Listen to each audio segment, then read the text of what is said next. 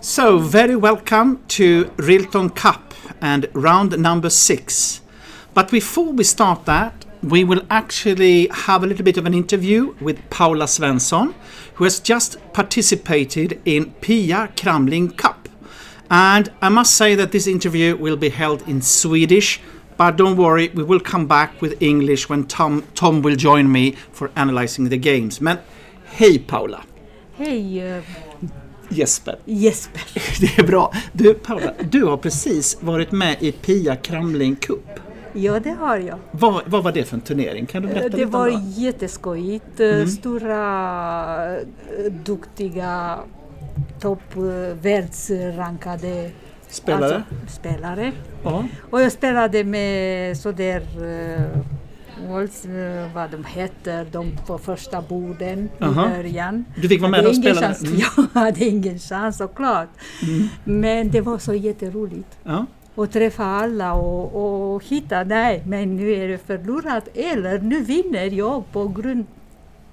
Du fick till? Ja. Jag fick ju till några partier. Du fick det? Ja, men vad härligt. Men du, jag ser det för att du vann ju faktiskt ett pris här i den här turneringen. Ja, och jag ska också säga att Pia Kramling Cup, det är bara tjejer och damer som får vara med där i den turneringen. Ja. Så, va? Ja. Det är en liten specialsatsning som vi gör här under Rilton Cup. Men vann ändå ett pris här. Ja, det var så överraskande. Alla fick diplom. Ja. Och schackkalendern som är jättetrevligt att följa. Vad ska det spelas någonstans? Så det är under året. Bilder på stora spelare.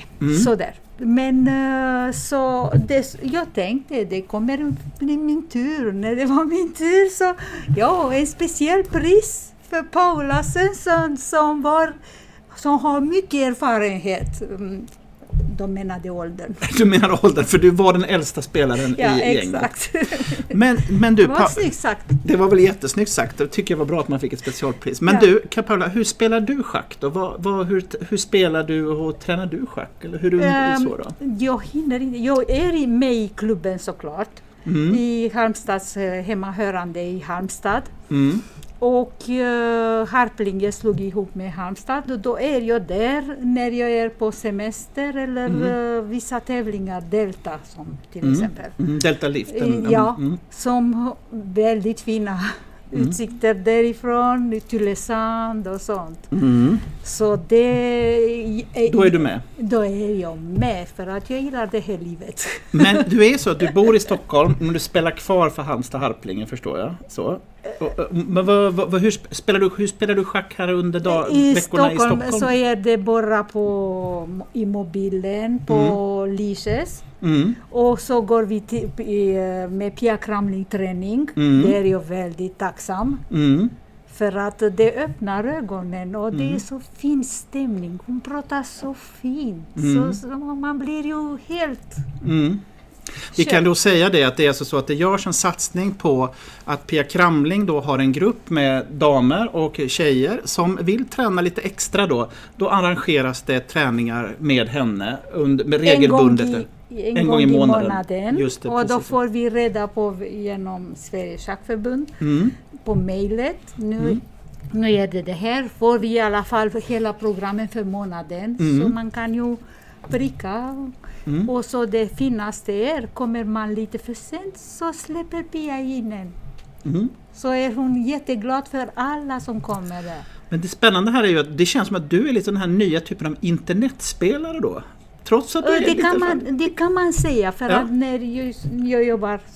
när jag jobbar som busschaufför så har jag mina raster på 5 timmar. Då går jag och relaxar och spelar schack i mobilen. Perfekt. Så det är perfekt från bastu. Ibland hade vi någonting sådär. Så jag gör mina drag och så mår bra. Okej, nu måste jag till slut fråga dig. Vad är nästa turnering nu då? Efter denna satsning på Pia Kramling Cup, vad händer nästa gång? Nej, jag vet inte riktigt för att jag har ju missat. Jag har varit 2 gånger i Monaco, damturnering fortfarande. Monte Carlo. Så det var ju jätteskojigt. 2 gånger. 2 gånger? 2 gånger. Jag tänkte året som gick i början. Men det fick jag inte till. Betalade bara avgiften och drog mig tillbaka fint. Så tänkte jag, det orkar jag kanske inte. Så det kan vara så att nästa turnering du spelar, det är i Monaco. Det kan vara så från det kan man blir ju tagen på det här med Monaco. Man blir sugen. Det är ju utsikten. Jag har inte varit in på kasino någon gång. Så det är inga risker för mig. Okej, men kul. Du, tack så jättemycket, Paula. Tack ska och du lycka ha. till framöver. Ja, tack så ska du ha. får vi kalla in Tom här igen att bistå mig när det är dags för att analysera partierna. Och så ska vi bara arrangera om här lite så.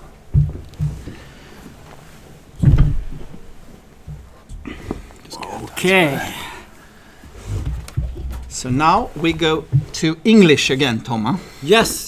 Should we say a little bit of what Paula told us? Yes, we just finished off the Pia Kramling Cup. That was a new tournament for Rilton Cup, only for women and girls. And I think it was 36 participants that I saw this morning. I don't know how many that actually came to start. But, well, it was a nice tournament, of course. And Paula told us about her meeting her friends. It was nice to meet also these top players that was also participating. And she even got a prize as the oldest chess player in the tournament. Sure. And beside this, she also told us that she is the new type of internet player. Yes. That is playing regularly on lead chess and so on between her working when she's working as a bus driver, and she has some breaks, and then it's perfect for some rest and some Not only chess. that, she told us that in the break she sometimes goes to the sauna and she plays from the sauna. That's true. Yeah, that's quite impressive. That's impressive. Very good. Okay, very good. Let's go to the round. Yes.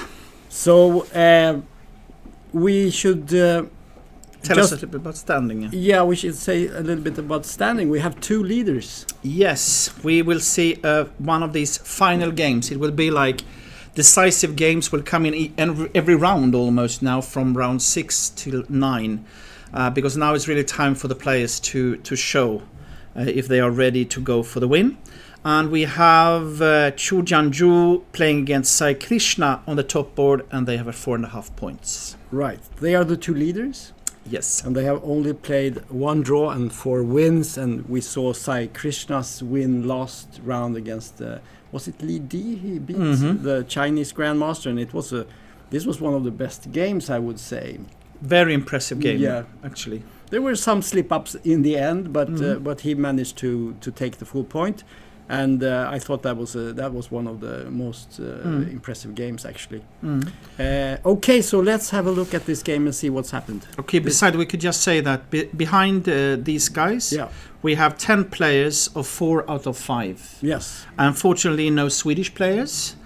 We will come back to them when we look at the games, of course, of these players. But behind them, when it comes to the Swedish players, we have 3 on 3.5. Right. And that is Axel Falkevall, it's Tige Hillar Persson, and Linus Johansson. Right. So we hope that one of them at least will win today, so they can join a little bit higher up in the tournament. Yeah, this is a Swiss tournament, and there is the so-called Swiss Gambit, which is that you give some points in the beginning to get easier position, and then you spurt in the end with enormous speed, and you win the tournament.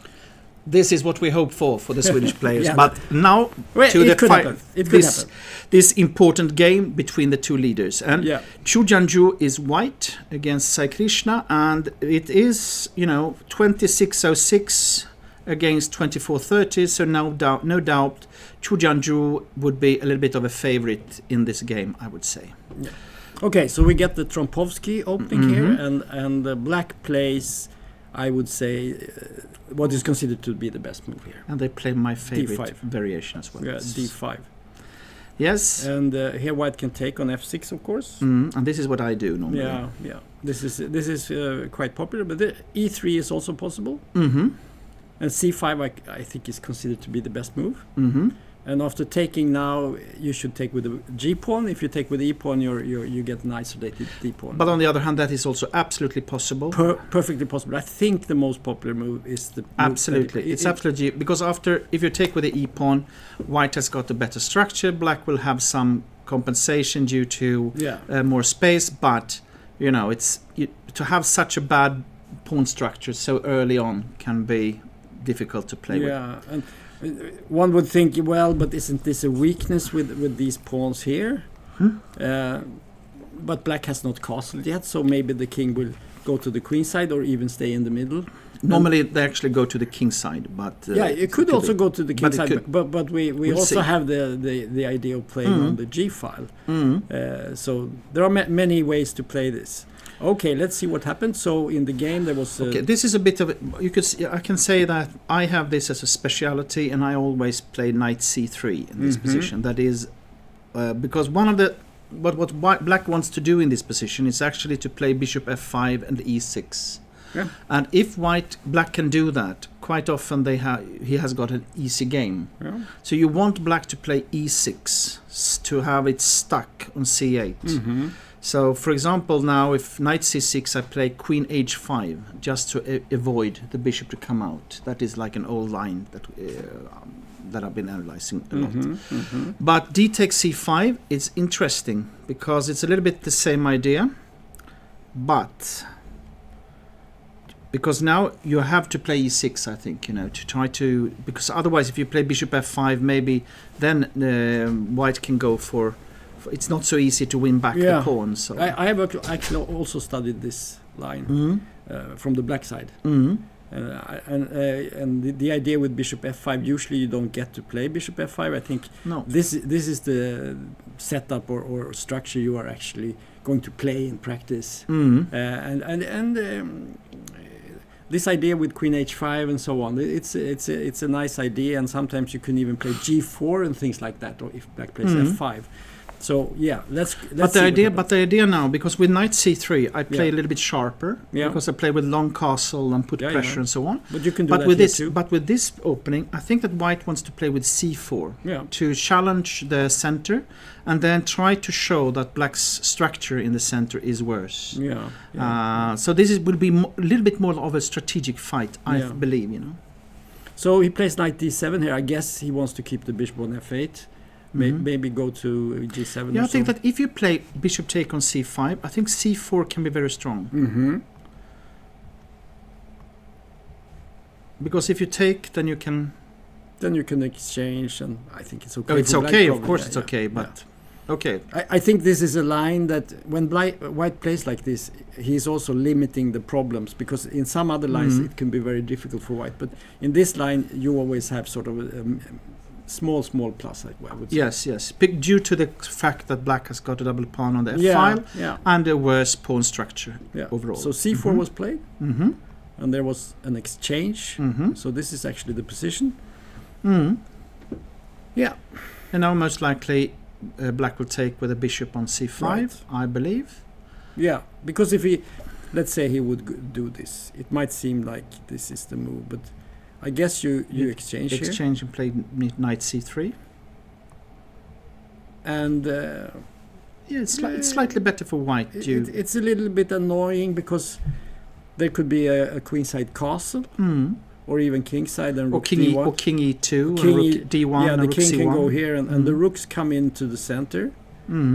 And you also have a weak square on b5, so knight b5. You probably have to play a6 at some point. Exactly. And so you're losing time, and the white is getting everything with tempo. And that's the worst thing. You don't want that. And where are the bishops going? I mean, there's so many problems. Yeah, one problem, of course, I guess, when you play with a pair of bishops, and when it is an open center, normally you want to find the long diagonals for your bishops. Right. And in this case, it would be a bishop on b7, like a6, b5. Oh, he took with the knight. And then f5, bishop g7. Yeah. And this is the type of play. So he took with the knight. Okay. Yeah. So probably it will be a swap of queens, and we will have a long endgame. But this will be an interesting game. Queen c2. So we avoided it. We completely missed that one. But okay. Yeah, why not? Yeah. I mean, basically, all what we said applies, but with queens on the board. I mean, white can still play knight c3 and castle, put rook And on of, d1. and of course, one question is maybe that's why White choose to keep the queens on the board is where to put the black king. Yeah, that's a problem. Hardly long castle, and if you make short castle, there might be some problems as well due to the structure. So and it's not easy for black to prove an attack on the king side because he's so behind in development. But Okay. here I guess a6 or something will and b5 and is like a classical idea at least. Right, You know? yeah. Something Right. like that. This will be interesting. It will Okay, be. I think we're going to make a jump so we don't lose the other games. Yes. So let's start from the beginning. So it was... And this is It actually actually what we saw before, that Demchenko is playing this type of what do you say, taking a slightly worse position, but have a solid position where he will not be surprised by only novelties or something like that. yeah. So let's, because he played that against, he won a game as black, Demchenko. Do you remember? Well, with black, in this type of structure. Who was it against? Well, I remember there was a draw. He played a draw, right? Was it a draw? Wasn't it? Okay. Didn't he have a horrible game that ended in a draw? Okay, maybe. Or at least he played this position with black. So it cannot be a surprise either for... But it's for a little Lucas bit or so on. old school to play Yes. bad openings like this is almost a bad opening. It's not so popular anymore to play these openings. Even though he does not play the pirk or the perts or whatever you want to call perk, G6. He plays E5 and goes into the Philidor. Exactly. What can we say about the Philidor? No, that's what I said before. It's like a very solid opening. Black normally plays knight bd7, bishop b7, castle c6, a6, b6, bishop b7, very, very slowly. And it, as white, I played this many times with white. It's very hard to prove, even though you're slightly better always due to the fact that you have like your nice center, better space, and so on. But it's not easy to crack the black position because it's so solid. You had a nice quote from Magnus talking about these openings when you have everything. Yes. What was the quote? Do nothing and you will always be better. Yeah. That's his quote. As soon as you do something, it goes down. It goes down. It can happen actually in this type of because this is what black is doing. He will wait, and then he will be ready to strike if you are not ready for that. Yeah. And an interesting line here, because you might wonder why don't you just take everything and have a good game? Now bishop c4 and white must be very fast and good. But then black has this move. Yes. If he wants to. And take back. And here we have a position that I have. When I saw this the first time, I thought that this must be very good for white. And then you play it, and you get problems. And you bishop d6, king e7, knight bd7, and it's very, very hard again to prove that you have like a huge advantage here. Yeah. I think what I came to the conclusion was to play with f3, knight h3, f2, knight d3. And then try to play against the e5 pawn is like the best, but it's very not tricky. easy. Very tricky and position. often black starts attacking on the queen side with moves like this, and problem is this knight on c3 is just not doing anything. And interesting line. Anyway, this did not happen in the game. But a little bit like you say, it's a little bit old school in a way. Solid, but old school. Okay, so knight f3, and we get the Philidor. Yeah. And here you can say that when I was, bishop f7, take on f7 looks very promising, you could say. Let's look at that. This is, you could say, almost a famous line. Yes. Because it looks like you're winning. Because if the king goes here, you trap the queen. Yes. And so you try king to... f8 is not possible. If you go here, then you have a fork. So unfortunately, the king has to go back to g8. And your rook is stuck on h8. And then suddenly you can go on a hunt. On a hunt like this. But this is actually better for black, I think, or at least equal.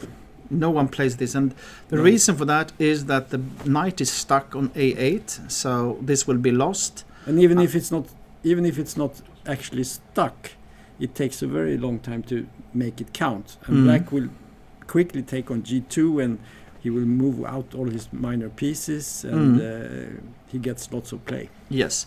So you never do that? No, never. This has been known for a long time. Yeah, this is well known. So a4 was played. Yes, that's a normal move.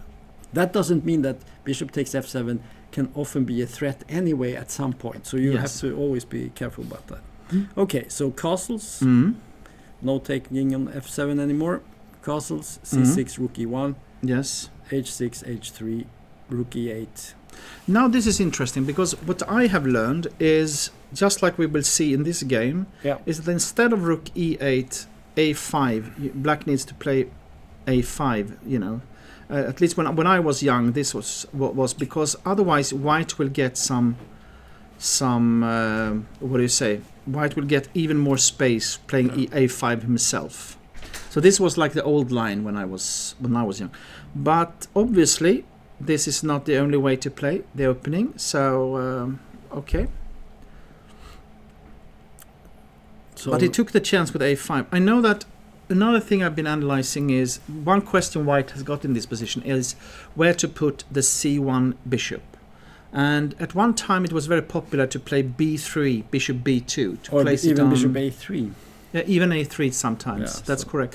So that is one way, because on e3 it doesn't do so much. That is like the logical square to put it on e3. But okay, so. But he played rook e8, and white, as you mentioned, played a5. Queen c7. But you could say that now black has done all these standard moves that will be played in every game in this type of... Almost, yes. Almost every game. Yes. And now white played bishop f1.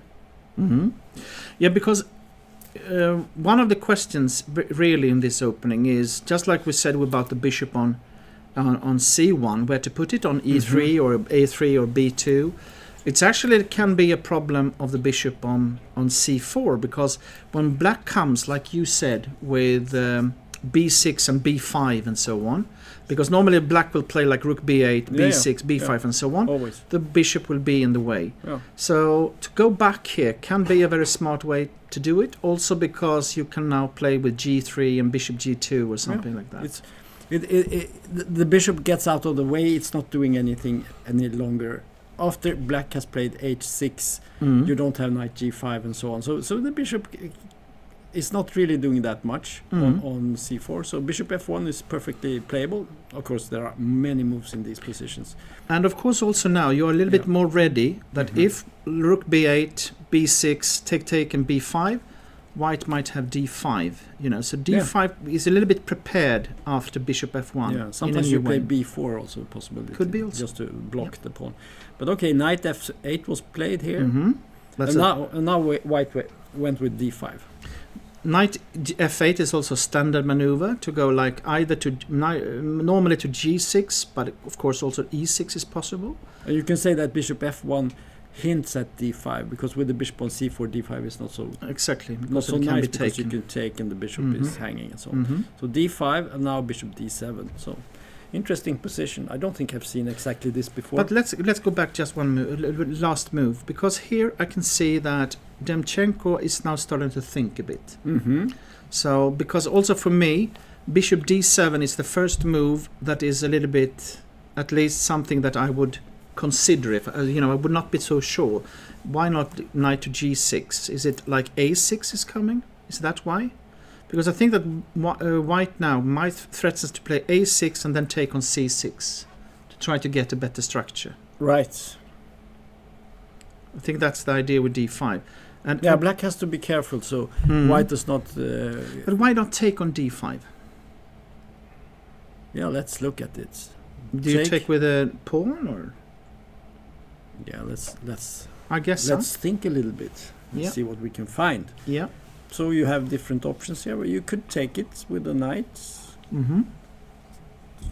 Or maybe the pawn looks like the most natural in a way, I would say. Yeah, because exchanges should favor black here. Exactly. That's what I was going to say. Always when you have like a little bit cramped position like black has got, normally you want to swap off some pieces. So white also want to keep, because then the black knights will be a little bit stuck. So I'm sure that e take d5 must be the right move here. Could be, but knight b5 also Mhm. has its Mhm. merits, I would say, Mhm. because after take, I guess you take back, Mhm. and let's say you take with the pawn. Now you could maybe play c4 Yeah. and b4. But and now go f5 and bishop f6 It's true, but should be okay. yes, knight goes to d4, and yeah. Mhm.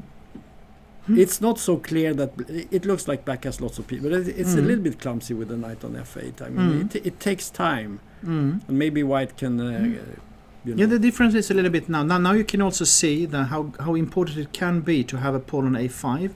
but That it's actually suppressing a bit, you know. this was the Mhm. alternative, Mm-hmm. and then I guess the continuation could be at some point knight b5 and c4. Mm. This is looking a little bit like one of the Sicilian lines, the Mm. Sveshnikov with But also b5. a6 could be interesting here. Yeah, but you Because- you give b6. Do you really want to? Yeah, but because then on bishop b5 and you want to Yeah, swap yeah. off the white. Yeah. And then rook a4, Ah, yeah, rook c4. Yeah, yeah. Yeah. I thought you meant black should play a6. I didn't No, like no, that. no, no, no, Yeah, no. yeah. I mean- White, yes, of course, Mm, yes. mm. This definitely Might be a threat. This is yeah. definitely an idea in this position. Mm. Oh, white is slightly better. White is slightly better, yes. So bishop d7, and they are thinking we go to the next game. Mhm. Okay. So let's take it from the beginning. We have Nikita Meshkovs, Mhm. who plays in my club.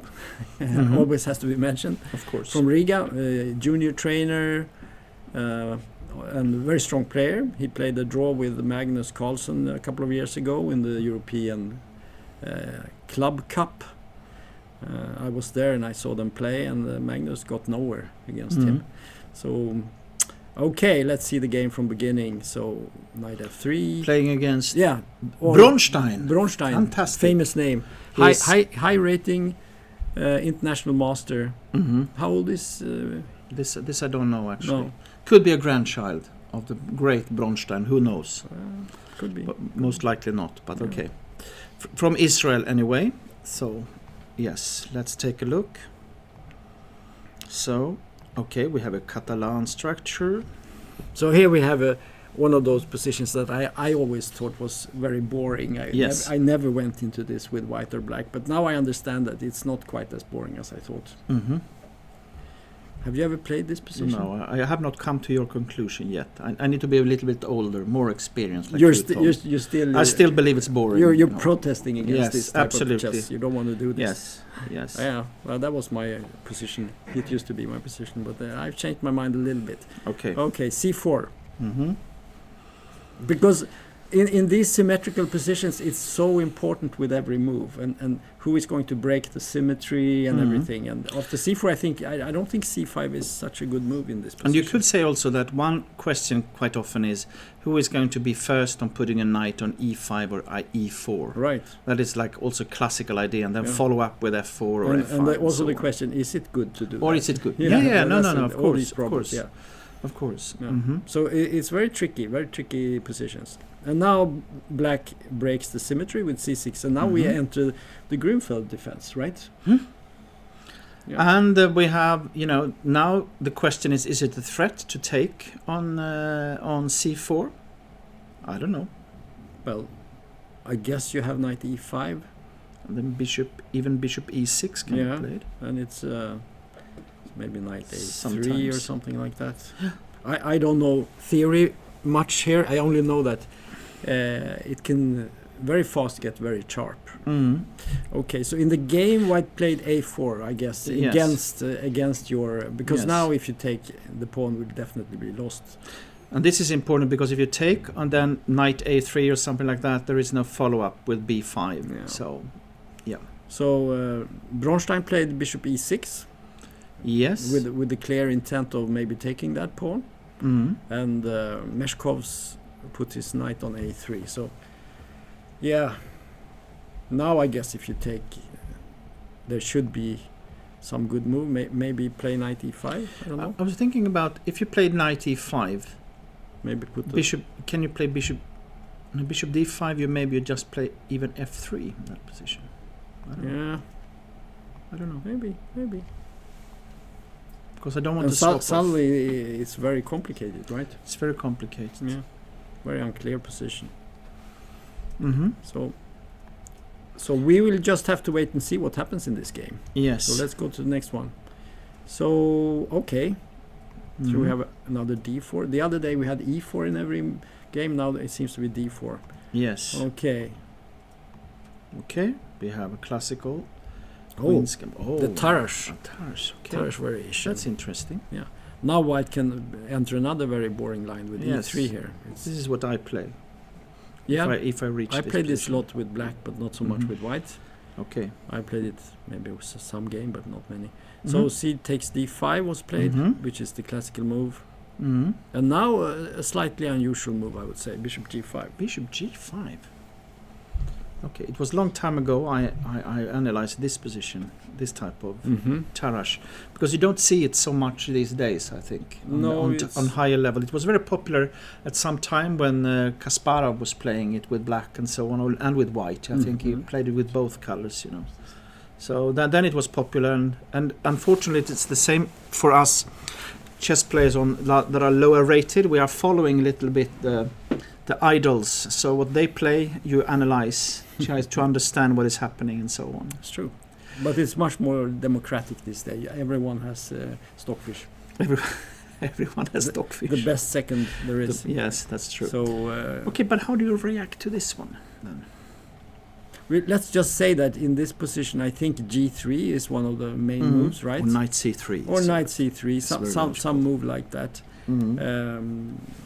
So bishop g5 is a little bit tricky. So black has to choose.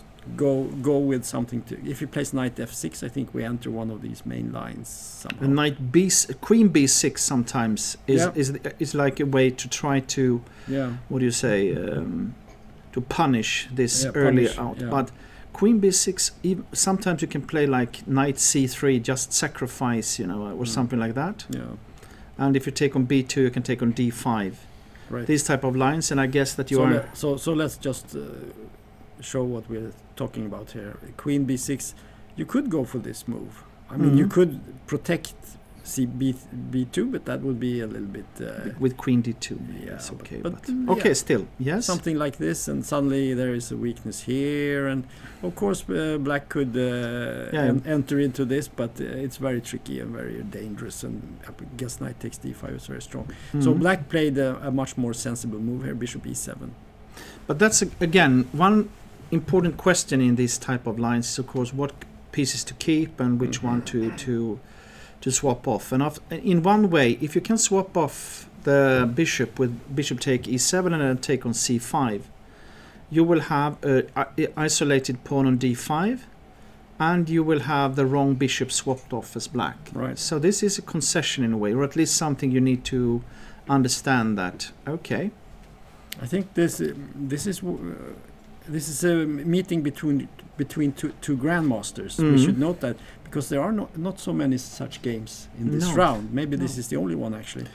No, we have, as you have seen, maybe we have a lot of youngsters of FMs and IMs in Rilton Cup. We said that before, before we started our commentating, that what is interesting with Rilton Cup is that it's been like a tournament where you can make norms. Yeah. So we have youngsters, talents coming here that wants to try to get their norms, and of course they are quite often stronger than their rating. They are ambitious and they want to have fighting chess. So in other rounds, like as we will see later on, and where we saw Lukas Dotzer against Demchenko, we have one the routine of a grandmaster and the young ambitious IM fighting. But okay, let's see what happened here. He took, I guess, on e7. Yeah. Knight takes. Logical. Knight c3. Yes. Knight c6. e3. e3. That it could also, because I guess that you cannot take on c5 because d4 is probably stronger. Because I was thinking already instead of knight c3, I was actually thinking about taking on c5 immediately. But then there is queen a5 and take. Yes, and then knight bt2 and e3 and this type of you play, can you know. Yeah. But okay, because this is dangerous, yeah. So you're talking about this one. Yes. I would guess that you play this move. Yes, and then maybe knight c3 even in this position. Yeah, maybe you don't have to take now. You can. And then e3, and bishop e2 and so on. You will have probably a slightly better position with white, but I guess that black feels that, I can defend and so on. But, okay. Well, now, interestingly, c4. Yes. This is actually quite often a good move in this type of position, because you establish a pawn majority here on the queen side, and if you get to play these moves here and maybe even play b4, it can quickly be very bad for white. So this is a good idea. I think that's why I suggested to take on c5 on an early stage, because also now in Isolani structure, the pawn on d5 will always be like the main target. But in this type of position with a d4 pawn, it's not so easy to attack it like it would have been with an isolated. In this position, of course, you could go for some b3 stuff here. This would be a possibility to play b3, I guess. I don't know exactly what black is going to do. I mean, he could. What about queen a5? Yeah, queen a5 perhaps. Because you cannot play queen d2, because then you take on b3. Yeah. So then you would have to play like maybe rook c1 or something like that, and then maybe you can go b5 anyway. Yes. And then b4 comes. Yes. So queen a5 is probably very strong here, and you have to play this, because if you play this, of course, there is a little trick here. And you cannot take back. You have this problem here. So after b3, queen a5, you have to go with the rook, and then maybe you can even do this. Yes. And suddenly these pawns are coming. Yeah, I would be a little bit. Yeah. So in this game, white, instead of b3, I think b3 is bad here, because it just weakens your position without creating anything. Instead, you want to play this move, right? Or attack this pawn. So he plays g3 here, which is looks a little bit strange, but. And of course, now you could say that when b5 comes, a bishop on g2 and e4 would have been even stronger. So it can be a little bit like preparing for the b5 move coming later on. Right. Yeah. So this is the position, actually. Very interesting position. Yeah, the interesting is also where to put the black bishop. Yeah. Like either with a6, b5, like a little bit this idea, or should it be on f5, should it be on e6, g4? I can see all of those moves make sense in one way. So this is one question to ask oneself as black in this position, and you can see that black has started to think as well. So most likely out of theory, and we have quite an interesting position, I think. Yeah, unusual. I have never seen this before, as I cannot remember this. And also white, with the bishop on g2, knight e5 can come as well. Yeah. With white. So no, but I mean the idea is very obvious. You move the bishop here. No, sorry, here. Like this, and you put pressure on this pawn. And you play then. And then you castle, of course, and then maybe later at some point you can do b3. Yes. At the right moment you can do it, and even as you said, you could maybe go here. Could also be possible. So white's plan is clear. Black would if black could just get the pawn here. He wouldn't be winning, but his position would be so strong, because he would safeguard this pawn here on d5, and the pawn is it's a little bit vulnerable, I would say. What is interesting with that is that we have an example of how tactics will support strategy. So you can see the strategy of white, and now it's time to calculate who will be the fastest. Is there any tricks that can make my moves possible, and so on. So this will be an interesting fight. Okay, let's go to the next. So here we have another Chinese player, International Master C, playing against this Krzysztof Raczek. Yes, from Poland. International master, young, ambitious. Two international masters, and we can see that black has played very fast here, or fairly fast, and white has been thinking. So let's see what they have been thinking. If I remember, both players are 17 years old. If I remember, born 2008. These are two young guys, and we can imagine that they came here with goal of getting a GM norm. Absolutely. And maybe even the GM title, we don't know if they have norms. Maybe they already if you have norms. 24.98, there is no doubt you're close. So or 24.45. So sure. Both are in the zone of having chances. And not the least, I can believe that the Chinese players also, just like the Indian players we were talking about yesterday, have problems finding good tournaments in China. So quite often they are much stronger than their rating, because they haven't played so much abroad and been able to compete for titles and for ELO points and so on. Yeah, we were talking about this. I wonder how many of these people come here and see the Vasa ship, which is the most famous thing we have in Stockholm. And what was my answer? Your answer was that I don't think they leave the hotel rooms because they are just preparing all day. That's what I think. I think it's just so interesting these days with all these preparations, because when you're at a tour, when I was younger, we couldn't prepare in the same way. You could see people talking to each other and so on. These days it's completely quiet because everyone is in their rooms, preparing for the games with their computers. So probably none of them see the Vasa ship. No, they will not see Vasa ship. They will. I'm not sure they will go into the old city or the castle or anything, but maybe. Okay. So in this position we have a very well-known opening position where black has some options, and both you and I, we have tried this move many times. Yes. The Benoni. But I think that you said something interesting. You said that the problem is that after this move, the computer suddenly says, plus 0.6 or something like that. That white is already clearly better. So these young guys, they know better than we to go into this type of inferior structure after 4 moves. So black has many options here. You can go into the Queen's Gambit with this move.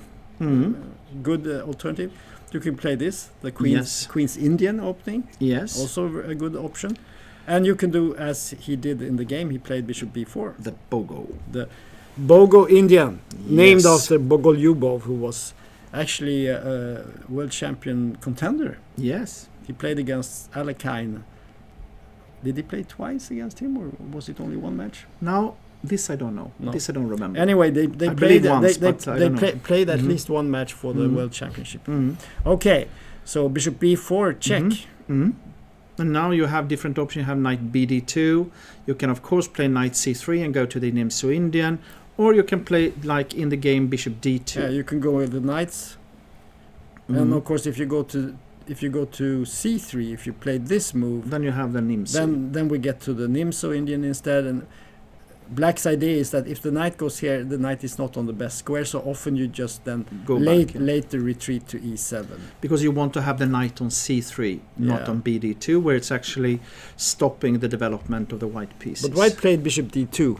And I think Bogolyubov, he just took on D2 here. Yes. That's how he played. Yes. And then he just played like a Queen's Gambit without the black squared bishops. What I have played is A5, a little bit with the same idea, because the idea is that if white takes on B4, what will happen is that you actually cover up the C3 square. Like I said, the knight wants to be on C3, but now you stop it. But what black played in the game is with the same idea, but with another pawn moving up. Right. We should mention also that in go back one move. Yeah. Okay. In this position here, I think the Queen E7. Yes. The main move is actually this. It used to be. It used to be. I think maybe it still is. I'm not sure. Yes. With lots of theory. Fairly equal game, but white is normally has got a little bit. Again, quite a lot of these openings that we have been checking now.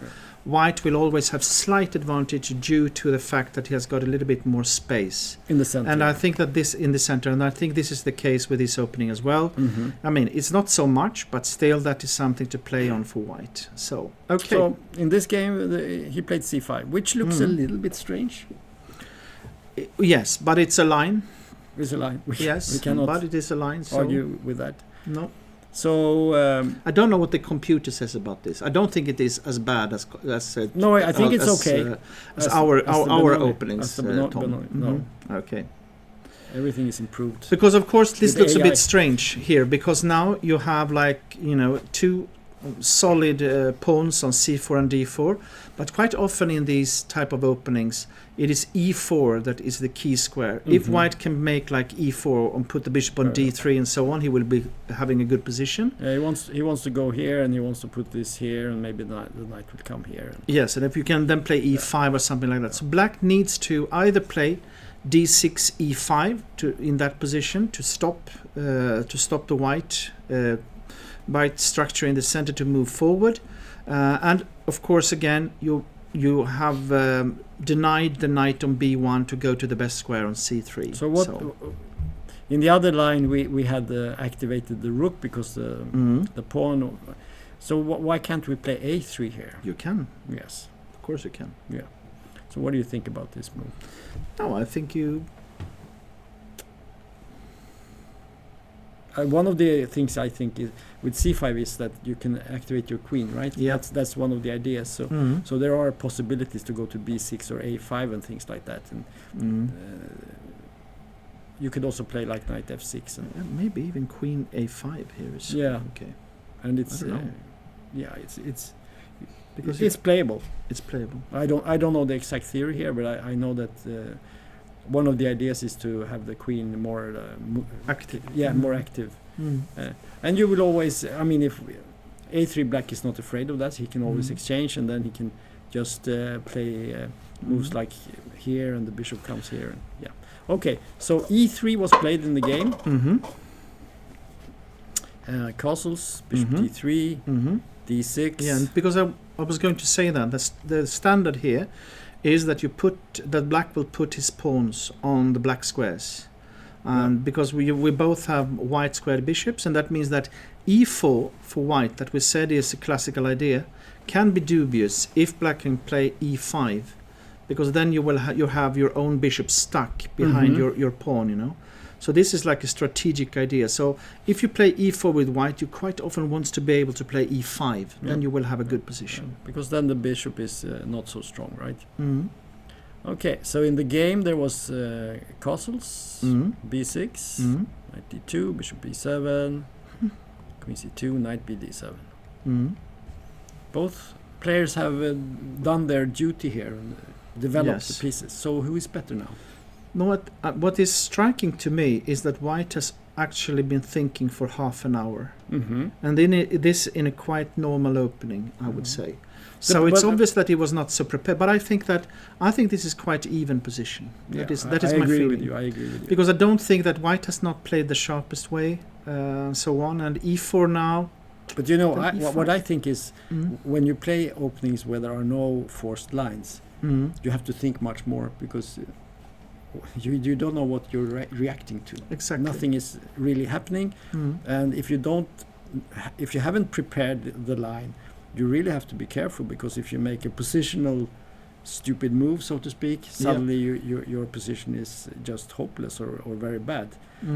So that's the reason. So in one way, it's easier to calculate on something that is concrete. When it comes to structures and ideas, it's more difficult. Okay, so here this is the position. About equal, I would say. Yeah. So we will move on to the next. And here we have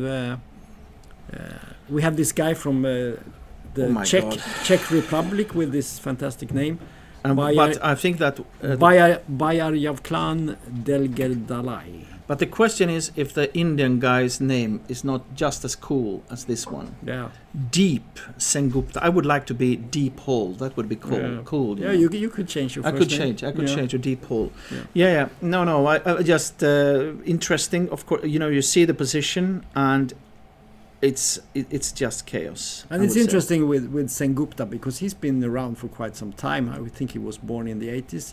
And he's like almost 40 years old at this time, which is unusual here. I mean, the top players are not over 30, most of them. And also because either you are here to win prizes, like I guess this top grandmaster like Demchenko and the others coming here, or you are here to make norms. Right.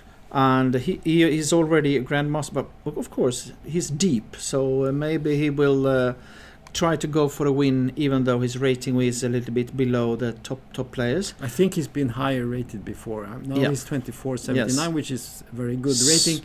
But he was. He's still just like us, where he's living in the past with his. I don't know. I don't know. Okay. I think he obviously is still playing. Very ambitious to come from India here and play. I would guess that he is like chess trainer or something like that. I think that is very likely. And also today, with you should know that India today is by far the leading country in the world when it comes to chess. I have quite a lot of contact through. I'm working with Ramesh quite often from India. He's telling me you that should mention that Ramesh is the sort of the god of chess trainers. Yes, he won the prize of the best trainer in the world last year, and we have been working together now for 3 years in different projects. And it's crazy in India these days. Chess trainers are paid highly. I'm going to move to India. Yes, me too. For sure. It's fantastic now, and 25 million children in chess in schools, so many academies and so on, talents coming up. But what's happening then can sometimes also be that older players, you get a new energy kick, by these youngsters. I mean, he's not old. We're not implying that. Depends on what you compare with. But with us, for us, they are youngsters. I know. He hasn't fully matured. Yes. Yeah. Okay. Let's take a look at it. Let's have a look. Okay, so D4 was played, E6, C4. Again, a D4 opening. Knight F3, C6. Okay, so what do we call this? What do you call that? I don't know. Well, it's some Slav. Some call it the triangle system. Have you seen that? Actually not, but I'm sure you're right. Yeah, because they claim that there is a triangle here, and it's the type of thing you can play against everything.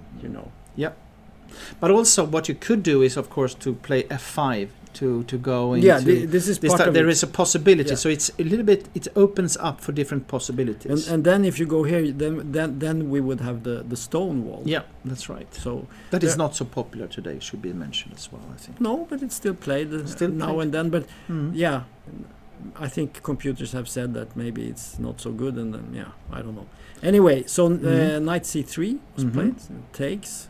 Yes, and this is a possibility that you have now.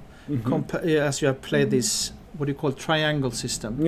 Is because now you are ready to go for B5 and support the pawn on C4. So what's different? Just to point out, because before usually people would play D5 and let's say knight F3, and then he would go knight F6, and then let's say after this, now you play this. And then it's not the triangle system. No. Then we go into the Slav or semi-Slav. Either bishop G5 if you want to play sharp, or E3 if you want to play more safe, like we saw Axel Falkevall and but here we have the triangle system. B takes, E3, B5. This very sharp line. Yeah. So black goes all in with the pawn here. Yes.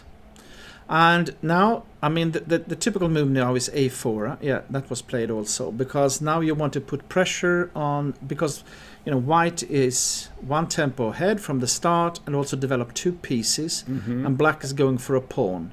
So and of course white needs to play sharp in that sense that if black can just develop his pieces to good squares, bishop B7, knight F6, bishop B7 and so on, white needs to find a way to have compensation for the pawn, otherwise black will be better. Yeah, if white only plays like bishop E2 castles and does nothing, then black most likely has no problems and the pawn up. Yes. So he plays A4, attacking. And the idea is, of course, that now you threatens to take on B5, and A6 can it not be played, huh? Yeah, if this we just take. And if you see parents take peg, you can take it. You get this and you have the pin on the A8 rook. So you need to find something else, and bishop B4 comes. So black is really fighting to keep this now. Bishop D2 and A5. And now the idea is that if you take on B5, then black will take on C3 first. He did. So he did. Okay, I'm sorry. Yeah. So he took. And now if you take... Because again, if you don't do anything, black will just develop. You need to keep the pot boiling, or whatever you say. In Sweden we say I'm sure you say pot boiling in English. That sounds perfect. Yeah, you keep the pot boiling. If not, you should introduce it. Yeah, that's good. Okay. Yes. And now B3. And now And here now finally white is getting the pawn back, right? yes, But, and now but there is a price paid. yes, and but one interesting thing here, first of all, is b4 now looks Mhm. like a normal move, No. you know, but Yeah. there is a problem with this move, Yeah. is that white can simply again take it, huh? Again, we use this pin Yes. against the rook, so So- this is safe. Yes, so this is an important finesse in the system position. But instead he played bishop b7. Yes. And white took, of course. And What this else can you would do? now the rook on a8 is covered up, Yeah. so now you can play b4. Yeah. So And- now we have an extremely unbalanced position. Yes, and this type of position can arise, I think, with a little bit difference, if I remember, Yes, when I have yeah. played it Yeah. before. So of course, again, we have these subtilities in the position. This has a name, but I don't remember now. Yeah, Noteboom, yes. Noteboom. Yes. Men är det, is it a real Noteboom, Yeah, or I think isn't it on f6 and or maybe it's a real? Okay, good. And it's like was mentioned here, it's very sharp due Mhm. to the unbalanced position. Right. And I don't know that, you know, because again, I analyzed this like I analyzed it, but it was 30 years it ago. was it was in another millennium. Yes, exactly. So it's hard for me to say what is the latest theory in this one. But what you could say is that, of course, black will try to develop to castle and so on, and in the right moment start to move forward with the pawns on a5 and b4 and force. Let's see No, some let's moves. see Yeah. what happens. Okay. So now they are after this very sharp sort of start of the game. Mhm. Now they start to now that they have settled this pawn thing, they are just developing for a couple of moves here, castling and moving out all the pieces. And knight d2 here. Can you explain that? First of all, I guess white wants to push with e4, huh? Right. And that was not possible. Which you mentioned already. Yes, because I mean it's very obvious that white has got the pawn majority in the center, and just like black wants to move forward with the pawns on the queen side, white wants to move forward on in the center. So it will be a little bit of I a think fight between pawn structures. there are multiple And there are other ideas yes, because yes. one idea here is actually a very old and Mhm. well known, and that is to bring the queen out here at some point. Yes. Because in the game, black continued with his attack here. I think you can also play Ooh. knight d7. And if you take on a4, queen c6, it's a double threat. Yeah. That's a very nice one. Yeah. Because now it's hanging, but then queen c6 threatens the rook and threatens mate. Yeah. Double threat. And what is interesting is that Did you know that most games are lost or won with a double threat? Yes, Yeah. I always told my students that the double threat is the most important tactic that Yeah. you should learn. Yeah. Okay, so the thing is that what you can see also is that Deep Sen Gupta has not used any time at all. Huh? No. It's even more time now than when it started. But that's almost true for his opponent as well. Yes. But the question is, did he start to think now? Because Maybe. now you threatens to play a3, huh? No, And- still quite. Okay. But here it thought a little bit. Yeah. And now you can say that you are now you're threatens to take on a4. Huh? So if black takes on d5, you can also take on f6. You can and take on queen f6, of h5 course. and Yeah, claim of course, winning of course. the game. That could also be the Yeah. case. So let's just see this. So that take. I would I think so recommend this too. move. Yes. Yeah. And now I think you start with the check here. The king goes away, and then we go here, and then he resigns. And now you resign. True.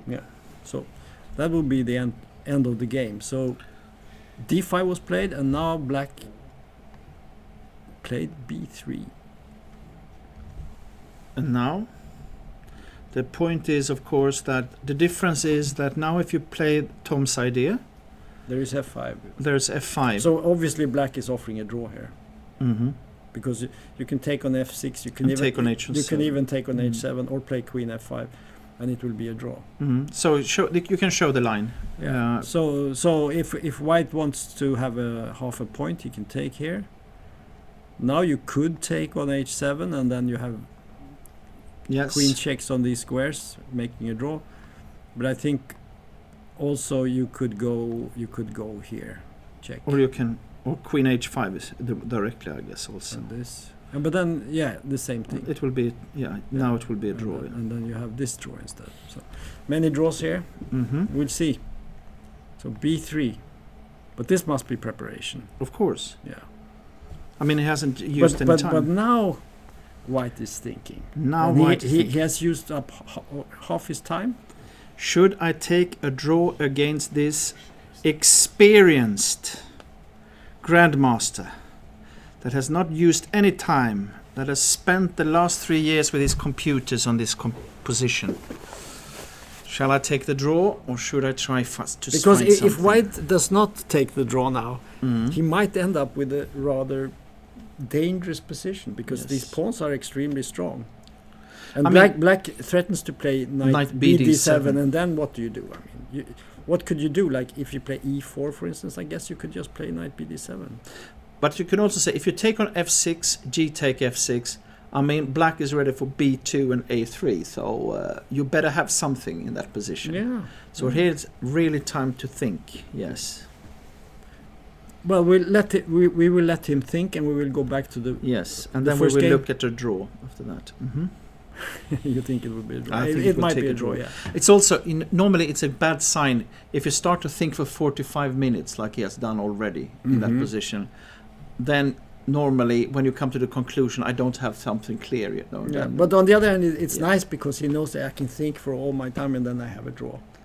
Yes, but the longer you think, the more likely it will be a draw. Yeah, that's true. Yeah. Okay, so let's see this game. We had the Trompovsky line. Yes. Just to remind everyone what happened here, there was c5, and we had some exchanges going.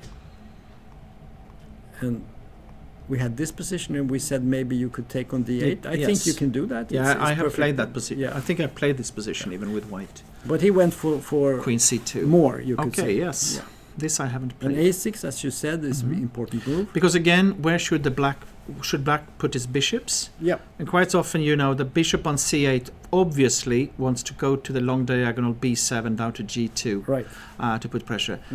Black's bishop on f8. In one way, you would like to play f5, bishop g7, but it can be a bit dangerous to play like that. So sometimes you have to go to e7 and then to castle. But especially with the queen on c3, there is always this queen c3 move attacking down this diagonal. So, but a6 is good, and b5 is very obviously a big threat in this position. So White played a4. Okay. And now we have queen a5. Because now actually b5 can be a follow-up. Could be. It's quite dangerous. Or if you didn't play knight c3, I wouldn't say dangerous. But it's a possibility. No, I thought about knight c3 because then b5 might be very strong. But he played knight bd2. Yeah, that's obvious. Because if now b5, then it's not so bad. Yeah. Because I think you could maybe just move the bishop away, right? Yeah. Where do we go? Not bishop e2. Yeah, e2. Bishop e2. Absolutely. You cannot take with a knight. Let's show that, because then there is a very disruptive check here. Yeah, that's not winning the queen, winning the rook. Okay. So you have to, if you want to take something, you have to take like this. But now after castling, black's position is horrible, isn't it? Yeah. Yeah. So. Or horrible. I think this could be playable as well. But it could also be b5, bishop e2, bishop b7 instead of taking. But this looks like a position. If I had to choose to play a position, I would take White here, because I think it looks. I mean, the knight can go here. The bishop can come here. No, I agree. You have this knight here, and rook comes to the open file, and you have a double pawn that is not very strong as a compensation. But of course, you have the pair of bishops. So and bishop e7, castle long side, short side. Yeah. So bishop d7 was played, and then castles. So they have moved on. That was a bit of a surprise, bishop d7, but okay. You're the expert. I cannot say. Now we have moved away from my favorite lines, and this is more, like I said, a little bit more positional in a way. But it can actually. The interesting with this type of structures is that it can very quickly be sharp. Yeah. because you can play for initiative, not the least with white. So, and it is a little bit tricky where to put your pieces. There's actually one move that, actually it's not so bad to put your queen on b4 in this position, just to hold, because it's not so easy to get rid of it. Yeah. And then you just play bishop e7. You prevent white from sacking a pawn at some point with b4. Exactly. Could be dangerous. Can be, yeah. And rook b1. Interesting. But I think we'll go to the next move. Yes. The next game. Next game. So, important game, and not much have happened here. Interestingly. They have started thinking but really it was big bishop time. d7. Yeah, we had this position, bishop d7, and you said you were a little bit surprised by this. And white now comes with a, I would say, quite surprising move. No, maybe not so much, but a little bit surprising. I think that when you have played d5, I think this move makes sense. It makes a lot of sense. Because when it was on, when the pawn was on d4, the knight was ready to go take on d4 to an e5 or support the d4 pawn. But with d5 played, I think the bad piece in the white position is the knight on f3. By the way, this is one of the classical advices that I give to my students. That is always, what is your worst placed piece? And quite often the best move is to move that one and try to make it better. And in this case, you can see that it doesn't do one much. of your pupils might say it's the bishop on c1 because it hasn't moved. Not yet. But on the other hand, the knight on f3 is without possibilities. Right now on f3, cannot make any move. Yeah, but then they might say, but it could also be redeployed this way. Yes, actually, or it could go this way. Tom, you actually really sound like my students. They're questioning me all the time, and you're so tired of it. And I'm so tired of it. So why? I better be quiet. No, I'm sorry. It's okay. Okay, so let's go. So, knight d2. Yes. Rook e8. It's quite interesting plan for white. Didn't Demchenko play something like this before? Yeah, well, I mean, some rook move like this, rook b8. I think we were surprised. I don't know. We have to go back and check that. One problem is, of course, if you move the rook on a8, go to b8. One problem when b6 comes, it will be like an open file for the rook on a1. It's very logical because the center is closed. Nothing is happening here anymore. Before we had this idea of taking on d4 and opening up the rook, but now playing rook e8 is very logical. It's very good. But it is also, I was thinking about where to put the knight, because the knight, I think c4 and is a logical square for the knight. Yeah. But it could also, I was also thinking about it. Sometimes you could place it on e3. Yeah, that's what I'm thinking. I like to go here and maybe support some sort of action on the king side. Could be. Or d5, you protect this square. So knight c4 looks very good. And black plays knight g6. And of course, now he played bishop e3. Still, nothing is exchanged. They have all the pieces. This will be a real and in this case, game. Normally, as white has got more space, it is in white's advantage. That they haven't swapped off any pieces so far. Right. Okay, I would say that white has got a little bit easier play right now. Yeah. Because it's a little bit hard to say because the only idea you normally have with black in this position is to play b6 at a moment. But right now that is not possible because then a take on a8. Yeah. Let's have a look at this. Yes. It's, like this.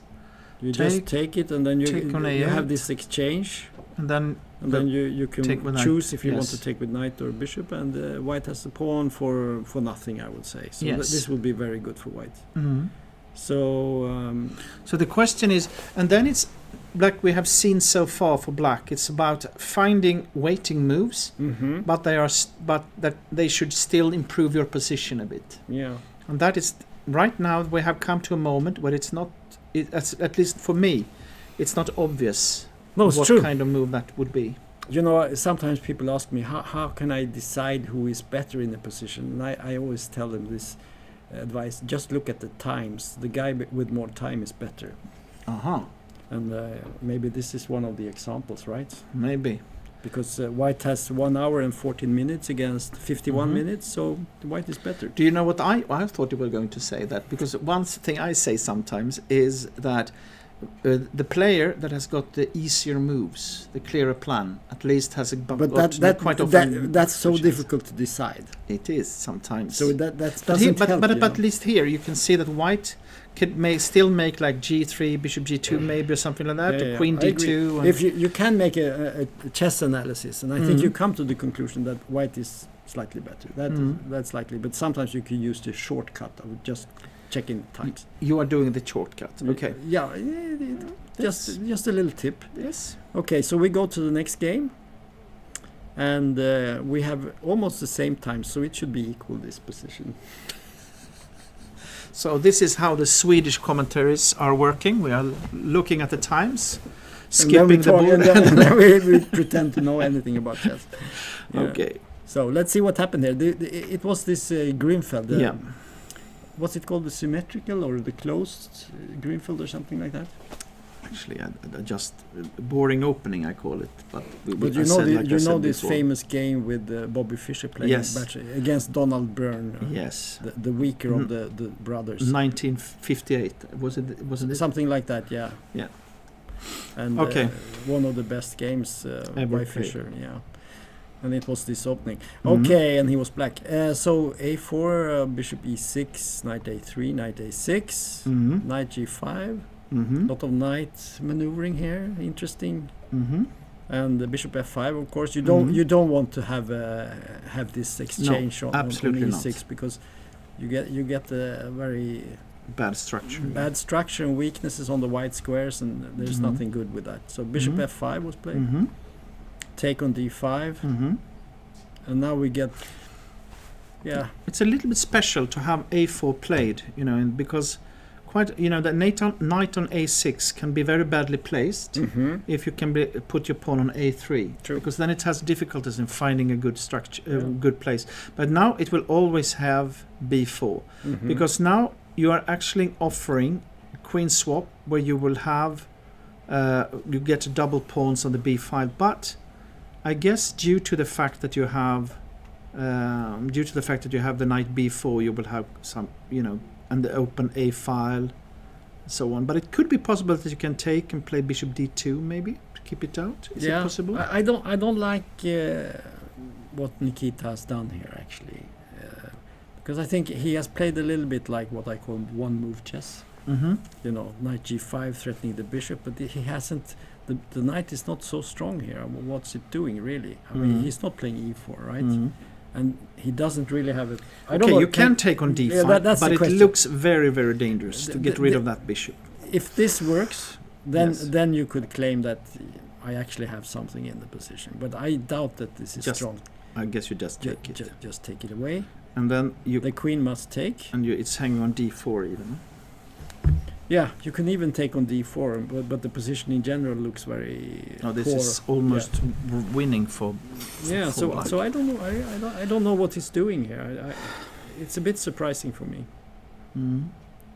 Also, the queen b3, queen b6, and as you said, perhaps you have to take. For me, you have to take on b6. Yeah. Otherwise, I think that black has succeeded. But now, is it? Do you want to put your knight on b5 maybe? Yeah, let's do that. Because at least now you're covering up d4. So now I guess you jump in with your knight, or okay. Or do you want to play rook c8 maybe? Also possible. Okay, maybe you should play bishop d2 then. Is that better? But I was a little bit afraid of h6 and knight e4. I didn't like this. You cannot go to h3, I think. No. And here I think black is... But it's probably sort of equalish. Equalish? It's not really equal, but it's close to equal. Okay, I don't think white is in a big danger here. But I would be happy to be black. Knight b5 maybe, actually. No. This could be an idea maybe. Okay. Because you're covering up. Okay, But maybe take on d2 and knight b4 is still strong. Okay, so he did take on b6, and we know that black is going to take back. So this will be the position, and the question is, what does white play here? We had some ideas. Knight b5 could be a move. Bishop d2 could be a move. I think knight bishop d2. So black has a slight weakness on the b file, the double pawns. But also sometimes it can also be on d5, of course. It could be, but it no, not okay with the knight on a3. Most likely not. Well, it takes a long time to really get something going. Yeah. And there's also the d4 square and this is it. It looks to me like a game that could end in a draw somehow, because I mean, if we look at the times, your trick. Then black would only be slightly better. Right? Yes, but maybe he will now think for 5 minutes, and then it will be clearly better. Okay. Okay, so let's go to the next game and see what we have here. So we have this game against an international two GMs. We have a Chinese GM against a Kazakhstani GM. Interestingly enough, he played this move, knight e5, that I was into before. So let's g3, I think it was, huh? Yeah, it was g3, and we said that interesting strategical fight, right? And it's a lot about if black can play the pawn to b4, he will be better. But white is going to put pressure on the d5 square and perhaps play e4 or something. So castles, bishop g2, bishop f5, castles, rook b8, and he played knight e5 immediately to get because now pressure. You cannot play b5, huh? No, because then you can take on c6 and d5. Then you will do this, and once you take this pawn, suddenly this attack with the pawns is just nothing. You lost a pawn. Yeah, you lost a pawn for nothing. So he took on e5, and d takes e5. And now bishop e6, huh?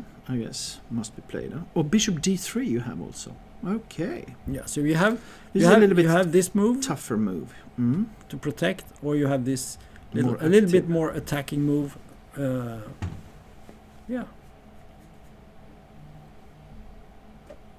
I would think he would play bishop d3.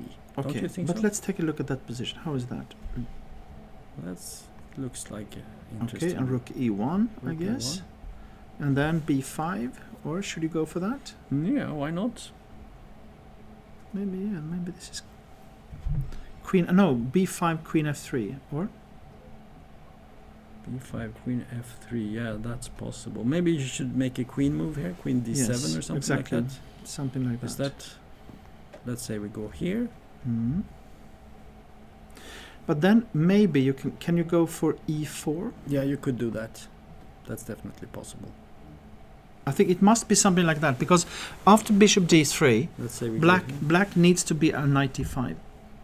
Yeah, and now some good move. And now we have a very, very sharp position in a way. Very sharp, yeah, for sure. And then after knight c6, you play f4 maybe. Yes. So let's say we go here. You can play f4. Queen h5 also. You go for an attack. Yeah, possible. So something like this. I would be worried actually. Yeah, the knight on d5 is more effective than the bishop on d3. The bishop on d3 is not really doing anything. It's just sort of holding things together. And that is why that sometimes maybe bishop e6 is the solid way of playing, but I'm not sure. We have this position in the game now. Rook e1 was lost move, and the question is, how is this going?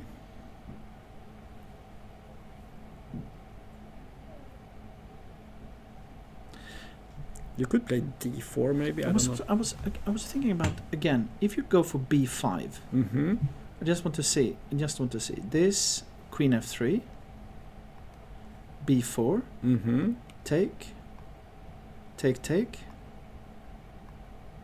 Oh, sorry. Take. Rook d8, and then go for c3. And sometimes you can, or maybe you should play c3 immediately. But my point was that, can it be that sometimes you can play very, very, you get a pawn you know, sacrifice a pawn because it's also a double pawn. I don't know if this is Probably you're going sure. for a draw if you play like this. Yeah. I think so too. I think so too. But most likely, I think that maybe white is better. But he could go for that. It's possible. Yeah, could be. Possible. Okay, interesting. We'll see what happens here. Mm-hmm. But if we apply the time idea, it's about equal. Then I know who is better in the next game. Let's take a look. Yeah. We have the white so player. we should go back a few moves here just Yes. to see what happened. So there was A3. Okay. A3 was the new move here, and I think it's very logical because as you have already pointed out so correctly is E4.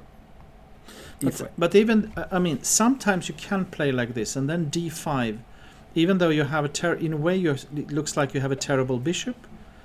Yeah, you can play. You can play like rook E1 and then maybe go for bishop F1 and G3 and make.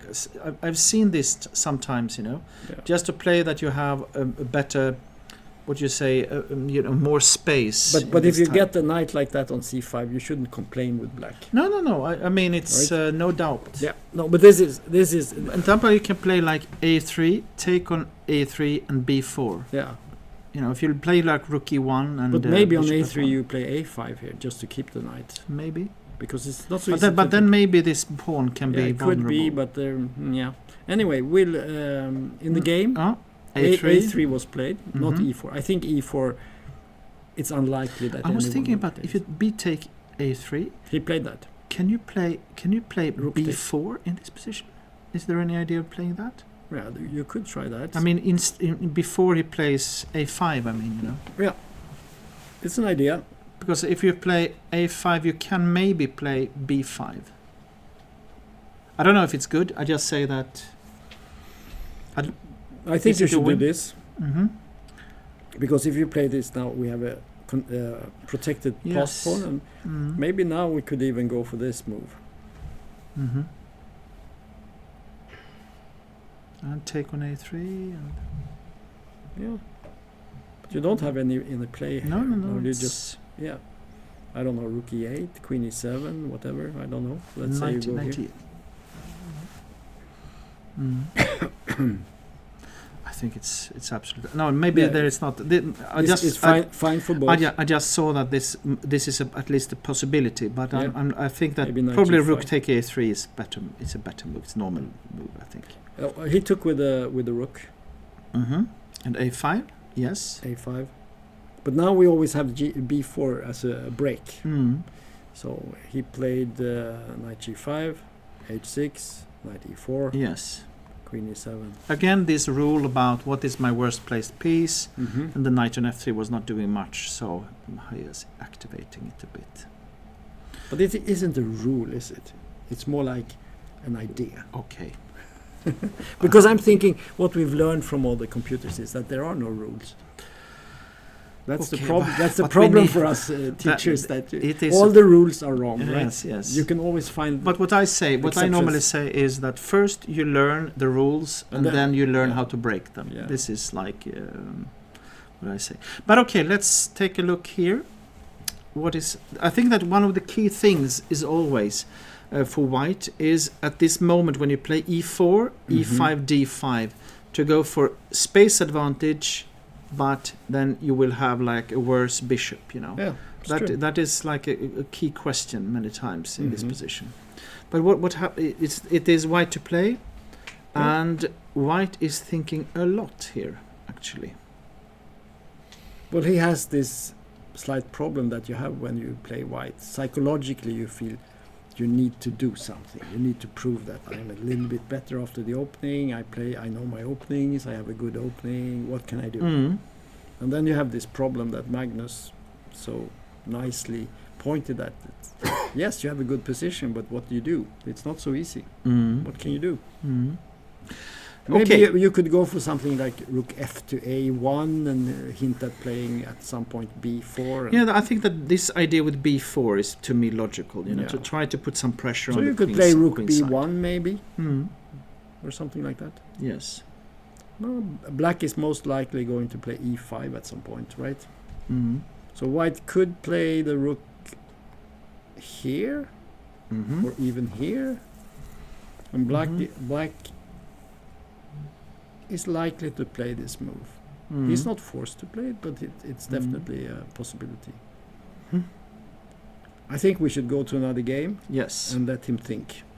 So we go back to Deep Sengupta's game. okay.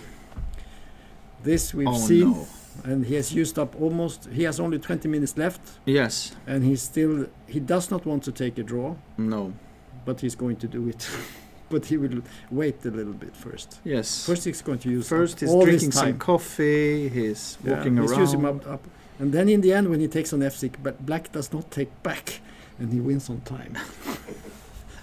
I think he will lose on time. Yeah. Oh, not on time, but Well, this But my God. this FIDE master White, he's quite a strong player, I think. Yeah. Of course. So yeah, it's very interesting. This can happen with all these computer analysis. Yes. You are caught in the analysis, and you realize that I haven't looked at this. You can say that Deep Sengupta will not have had a tough game today. Blitzing out, more. He will have more time when he finish off the game than he had when he started. Yeah. That's impressive, I think. That's impressive.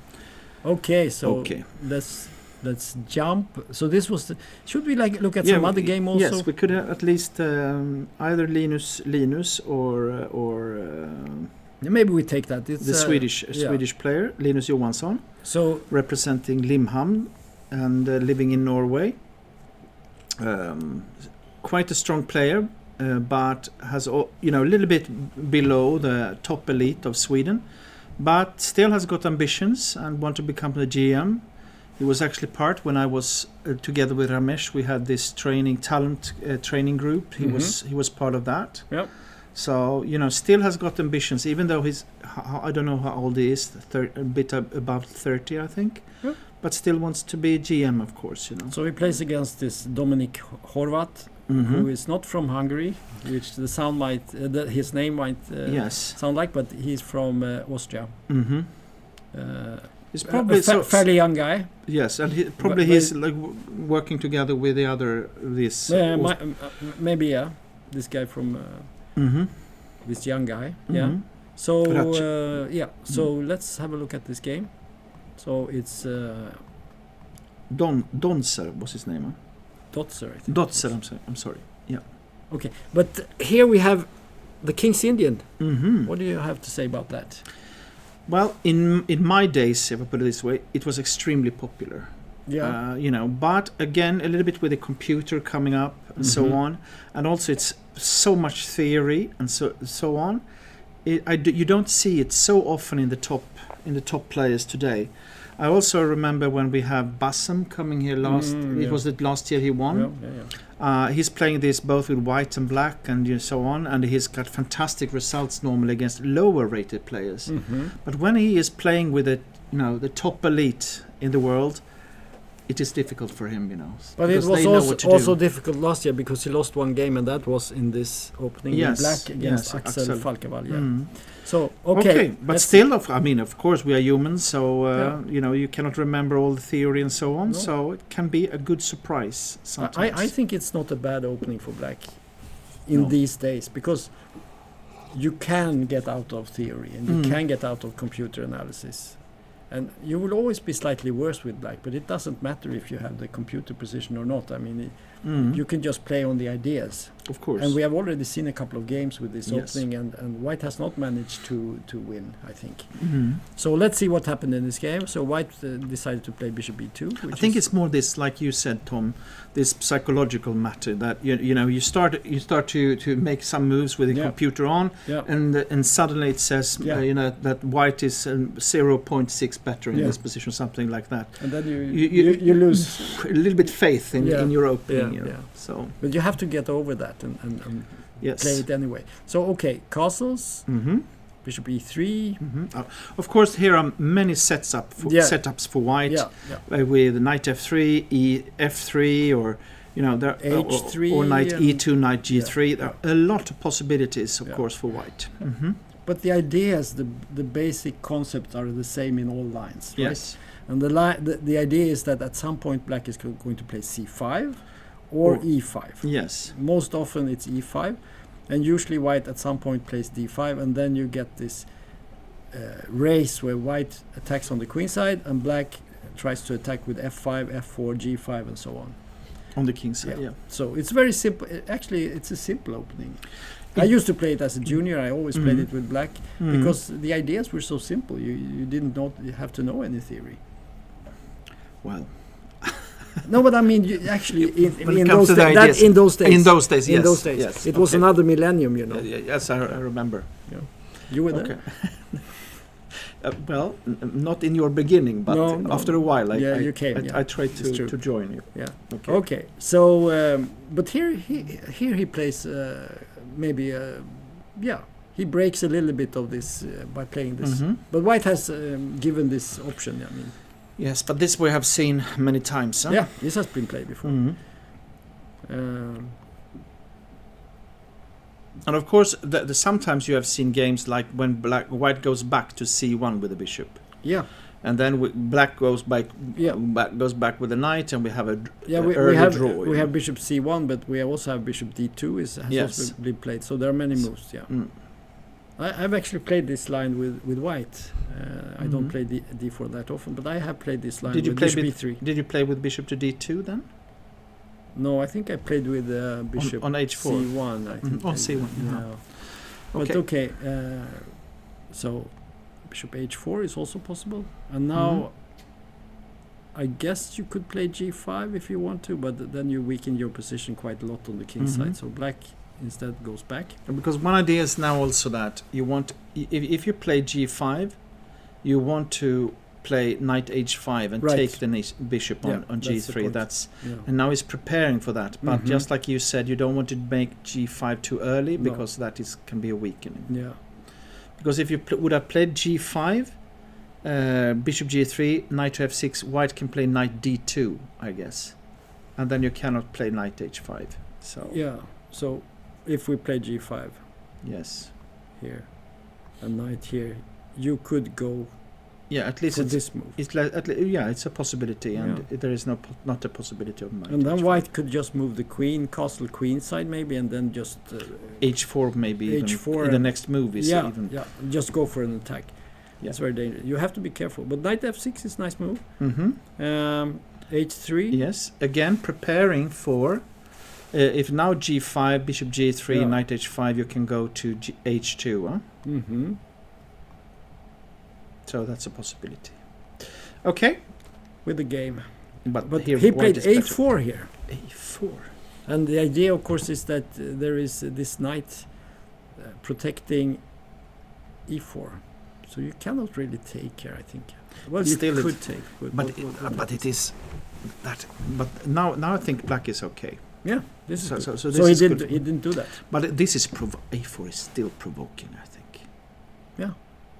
But white has been provoking the way he has played. White started this game. Both are provoking. each Yeah, other. but white with bishop E to bishop E3, it's not the most common For way me, to it play. looks. It doesn't look so good. A4 us. But I mean, they are moving, blitzing out the game Yeah, moves. this so is probably theory. of course, it's here. It's just me, old, and exactly. I thought, what about this? And then E5. Okay. So now, Okay, and now B3, then G5, bishop G3, and knight H5. yeah, right. In the game, and now we can see that Linus has started to think. Yes. So he's out of book. I don't know exactly where that happened. Mm-hmm. We have to go back. Yeah. So after C5, he started thinking. I was also thinking about E5 in this position, but Yeah. for me that would be logical. Yeah. But since he was thinking here, I guess he is out of book now. Yes. And then you try to avoid the most tactical lines. Mm-hmm. But maybe he missed this A3 move. I don't know. Yeah. But here A3 Because came. now if you take, Yeah, he did take. So we can Mhm. look at that. So he So took, very strange. but look, Yes? he thought for almost a quarter of an hour before taking. So he's definitely out of book. His opponent is still in book. Mm-hmm. This is the biggest horror in these days, Yes. because you know that you are playing against stockfish, and no one wants to do that, right? Mhm. Have you had this feeling? Have you played the game since the computers came into play? I played my last tournament in 2005. Yes. So yes, I have some experience. You're more of a veteran than I am. Yes, because I am. I'm still playing. Yeah. Well, Okay. I started to play again. a little That's bit. true in Division 3. Yeah? Division 3, yeah, that's Yeah. right. Mm. Okay, so B takes A3, Mm-hmm. and now suddenly this is. I mean, if I was black, I would be very happy to see this. This must be very. I mean, G5 and Bishop G3, Knight H5 looks Yeah. horrible, This happened, doesn't it? Yeah. Yes. Exactly as you say. And the problem, of course, is this diagonal. I mean, this is the. And big if you problem. take on G3, look at the black-white pawns. Yeah, but he had to accept that. He played Mhm. here, and there was taking here, and now Queen A5. Threatening the knight, and then take on C5, which I mean, black is almost winning in this position. White has 2 pawns more, but you don't feel that because there are so many problems with the position. So Knight B5 maybe. he played knight Yeah, b5, yes. and black took. Yeah. I think this is the best chance. The actually. the risks are not so big now. There is no black squared bishop for white. So No. I think I think that when you have this type of right, position, you have to do it. Yeah. I mean, do you John Nunn, who Mhm. wrote a famous book about where he was introducing 2 ways of defending. Either you go for the hard defense to take a Mhm. worse endgame, you know, Mhm. you just fight, Or you counter. or you go for chaos, Yeah, the chaos theory. Yeah. And to sacrifice in this situation, I think, can be a wise thing, because now not only does black lose his best piece, Mhm. he also are taking away the defender of his king. Mhm. So white can try to do something, you know. I agree. So I think this Yeah. was a smart way of Linus to try to do I've something. used this chaos theory myself Yes. in defending, and usually when you do that, you feel much better. Yes. Because if you have to do all this groveling and protecting Yes. weak pawns and Yes. moving all your pieces back, it doesn't feel good. Now it doesn't feel good. And also if you play like, for example, I played in the German Bundesliga for many years. Yeah. When I played this Russian, old grandmasters, every move you played, you were a little bit worse, Yeah. Mhm. and you just in the end you lost after 6 hours. You felt horrible. Then sometimes it's more nice, like you say, to go for Something. something. So have a let's see chance. what happens. Give a So- check at least. Yeah. So in this position, black starts to Yes. take back some material, Mhm. and white, of course, Must do something. you have to do something. Yes. But now comes an interesting move. I was Look thinking at this. can be very, very nice move. Yeah. This can be a very great idea actually, because I was also thinking if you play like F6 to try to Yeah, to but do then it, you get then, this then hole. E5, Yeah. there are it's not so easy to see how you do it in the best way. Maybe this move. Yes, maybe And to try to suddenly we have a try to threat. open up Yeah. and so on. Could be, and also So it's very important for black not to give white the initiative, because Yeah. then suddenly these weaknesses don't count Yes, anymore. It's yes. just the now, piece so activity. he's ready now to sacrifice a pawn to Yeah. get the rook into the defense. Yeah, white took, Mm-hmm. but he just took back. And of Mhm. course you can take there, but then you can move the rook Rook over. G6. Yeah, probably. So let's say this, he didn't do that, but if he had played that, probably something like rook G6. Yeah. And it doesn't look very nice for white. He doesn't have anything No, here. but black is winning here, I think. Yes, probably. So E5.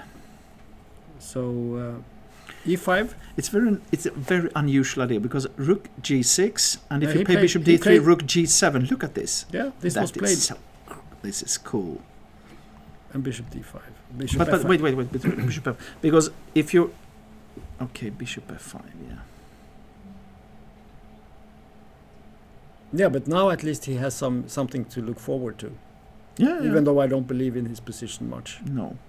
I think you can just take, maybe play queen b6 and move the queen to the king side. I don't know. But what about this? But yeah, he can take on G5 at least then. Yeah, but I'm just looking at something like this. I don't know, but let's say you go here and then And take on G5. Yeah, and then you move your Queen G6 and swap Maybe, of or queen- queens. or queen Even H6. Queen G6 if you want to swap of queens. Yes, this is possible. Maybe here even, and then some check. I don't know. A knight C6, and Mhm. just.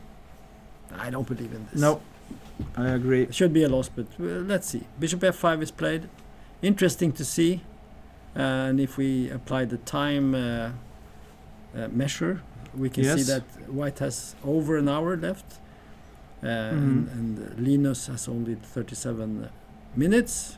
Mm. So yeah, Black is better on all measures. Or even winning. Maybe even winning. Yeah, not impossible. Mm. Okay. But my point was that you could also be that you play Queen B6 first. Yeah, you could start wherever you want. If you don't want to sacrifice Yeah. anything, you know. Yeah. Okay. Okay. So we'll go back to our first game, Mm-hmm. and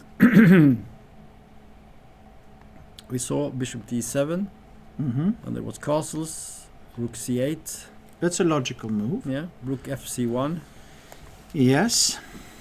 and now Bishop to G7. Yeah, this was, like I said, you know, you want to have the bishop on this diagonal, Mhm. but it's also, you know, it can be a little bit dangerous. It's And true. sometimes White can even play E4 Mhm. just to hold down F5, Yeah. and then the bishop on G7 can be a little bit stuck, you know. So, okay. So in this position, he played Bishop F1, yeah. slightly, yeah. No, but I think it in is one way, I like this move in one way. Yeah, I like it a lot because I think he opens up for knight C4, Yes. and then maybe he can at some point push B4. B4 or A5, Mhm. knight B6, something like that. I think in this position you actually threatens to play knight C4, B4. Yeah, it looks good. Mm. He can almost trap the knight on C5 Mm. because it doesn't have any squares. But of course, F5. Then. Okay, yeah. Maybe you go here. And Queen C7. My point was that now at least you cannot play B4 because it's hanging on. Mm-hmm. But you can almost you can almost play that. B4, take on A1. But he could play knight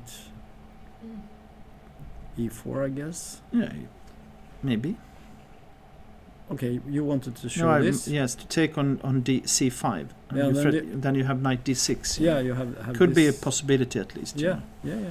But I'm not sure about this position. Maybe this is just good for black if you go back with bishop to G7 and king E7 or something like that.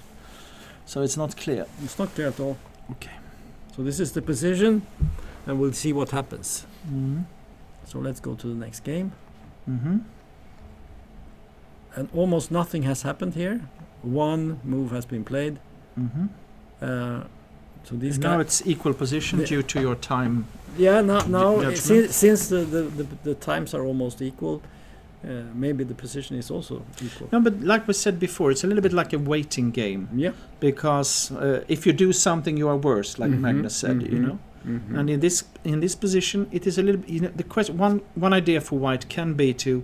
Sometimes you want to play G3, Yeah. just to hold down the knight on G6. That can be, you know, one move to play. Right. But then it's a little bit of a concession due to the bishop on pawn on H3. Maybe you can take on D5 and take on H3 and take on C4. I mean, Yeah.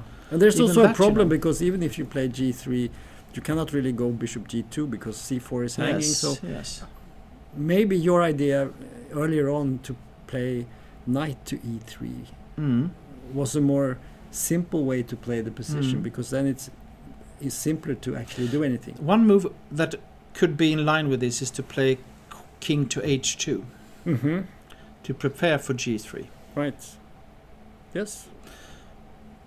There are quite a lot of moves in this position. Yeah. And still nothing And that's has why, been exchanged. that's why it's a bit.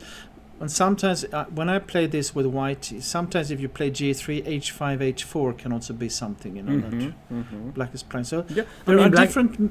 Black has all his minor pieces here on the king Mhm. side, sort of. They are Mhm. all active here, and these guys are not doing anything on the game. So Black has, in a way, you know, a superiority Mm. when it comes to minor pieces.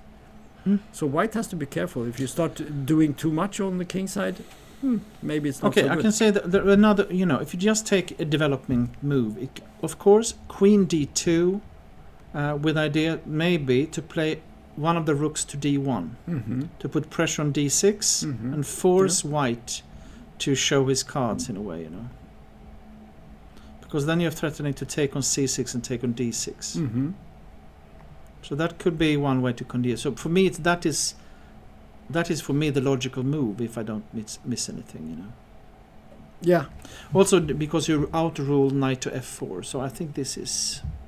Yeah, I don't think Black is so interested in that move, but of course he could do it. But no, I agree with you. I think Queen D2 looks like a very logical move. I must ask you one thing: is there any like Sophia rules in this tournament? I actually forgot now. Do you have there might be something you cannot take a draw before 30 moves. 30 moves, yes, that's right. Something. Because sometimes when I see this type of position, when the better player plays like a bishop f8 and just waits, quite often there is like a draw offer accompanied with it, a little bit to challenge your opponent to go for something. But I don't believe that. I don't think that's probably not. No, I don't think so. That's but then why not? Why Queen D2 is so obvious for me, Yeah. But we have guessed moves in all these games, and very often we don't see the move they play at all. Yeah. We have to be humble and admit that. Okay, so he played Queen D3. Okay. But so you were halfway correct with Queen D2. This is a little bit different. But maybe he has the same main idea, that is to put the rook behind and threaten to take in the end. And you open up for G3, maybe. Maybe I just also. say maybe. Yeah. So there are ways. Because the queen now is covering up on C4. So now Black has to find something.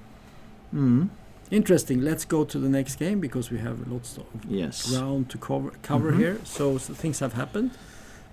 Okay. So we had this standoff between the queens, and it was resolved with an exchange, and then bishop d2, h6, as you said, knight f3 and knight e4. This was exactly what we said. Yes. And now and then we wondered, what do you do? Well, you have to move the bishop. Yeah, so actually, I think that this is probably the only way. And rook c8. And now we have an interesting position because now Black is much more active in a way. But how to proceed? Yeah. Due to the fact that your knight on a6 is stuck. And so maybe what White is saying, okay, you have what looks like a more active position, but how to make use of it, while I have still a bad placed knight on a6 and a double pawn on b6 for Black. So I think this will be interesting actually. And White can maybe, the question, can White play knight e5?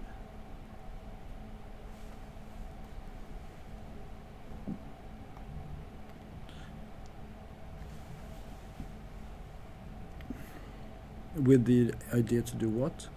I was thinking about playing maybe f3 and start to g4, or just to force back the black bishop or something like that. Yeah.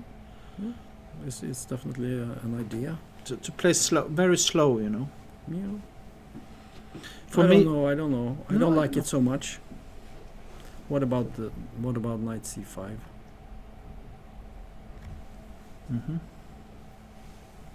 Yeah, maybe that was a good way to. That was a good way to. Yeah, because that's true. True. So as soon as you solve this with a knight, Black will be very good. So you have to be careful. I agree. So okay. Because if you get this knight, this is your theory about the weakest piece. I would say it's the knight on a6 because it blocks blocks the rook, and where does it go?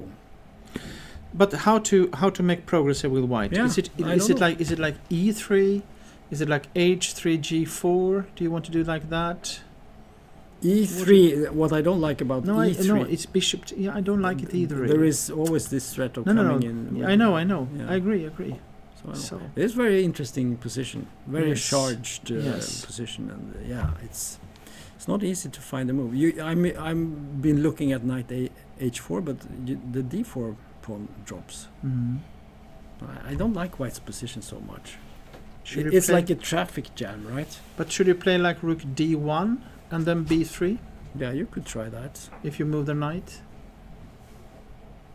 And then you go back with the knight to b1 and I don't know. And you have all your pieces on. Yeah, I don't know.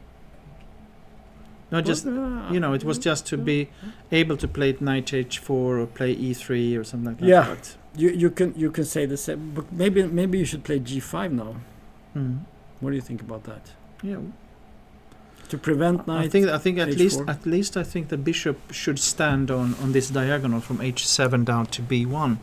So in that sense, I think this is logical to me. It's a very tricky position. It's a tricky in that sense also that, okay, as black, I would feel now I want to take over the game. I want to find this active possibility. Yeah. But it's not so easy how to proceed because you don't want to put your knight on. But maybe you should play. Also, black idea could be knight c7. Yes. And if b3 you go back with the knight, and then you play knight c3. Very tricky ideas. Yeah, because you need to somehow So the idea after rook d1 it was actually played. Rook d1 was played. Yeah. In the game. I mean, he didn't have that many options. No. So, but knight to c7. So I suggested perhaps you could play G5. I don't know. Should you do maybe. that? I'm not sure because but maybe knight h4 could be. But it's not so. You can. But you can. But if you start with knight c7, black to play. What about the following idea? Just attack the pawn. Yeah, my idea was the same with knight c7. Yeah, but I want to maybe go to b4 after. Okay, b3. Yeah. So we play b3. And now Knight you want c3. to go here. Yes. Looks good. Because if you let's say you take it, this is takes. Terrible position. Yeah. I think rook b1 is the only move. But then again, we can start with knight b4. But let's look at this. Actually, bishop d7 might be very strong. But let's see if there is anything. No, they might be better. Just the idea. If you want to force, I don't know. No, because it's the same idea. I'm not sure the bishop is doing that much now. So I don't know. Maybe go back. Okay, very interesting. I don't think we should dig too deeply into this. Let's go to the next game. After bishop b7 you have to play knight b5. Yeah. Okay. But this is interesting because it's been like we said. Yeah. So we had this rook b8 move and knight e5, which you had already mentioned was one of the main ideas, and it turned out to be the main idea. Bishop d3, rook e1, b5. This was exactly what we spoke about. Yeah, they said queen f3, and we started to look at stuff. But he found a better move, I think. He played queen c7. Because now if you take on d5, you simply take on e5. Right. But what to do instead? Yeah, he played queen f4 actually. So he has made a move here. Aha, okay.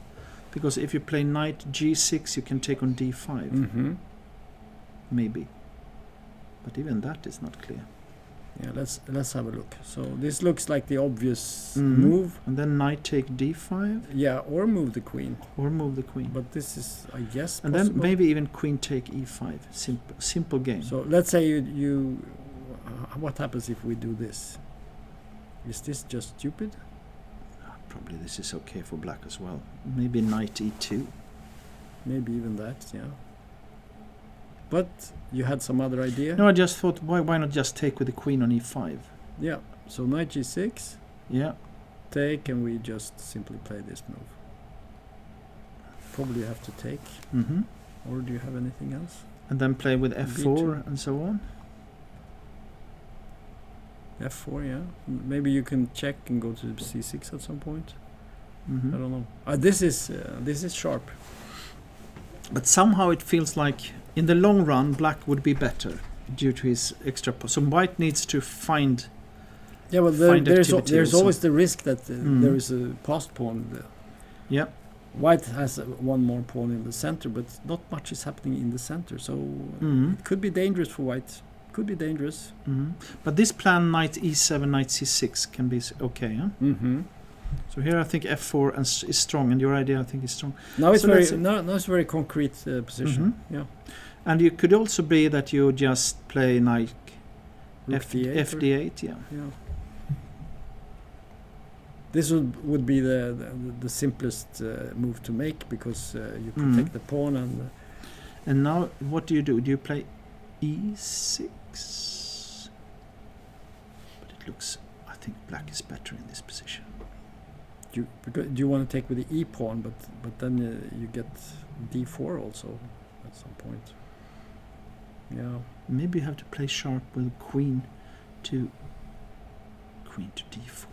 Yeah, that was the move I thought was. Going for the d5. You can protect with e4 later on. Very sharp, very sharp. This will be interesting game. I think this might But be. I still think that black is. Yeah, but I like black. I Yeah, think prefer black's black. position. Yeah, I prefer black in this position.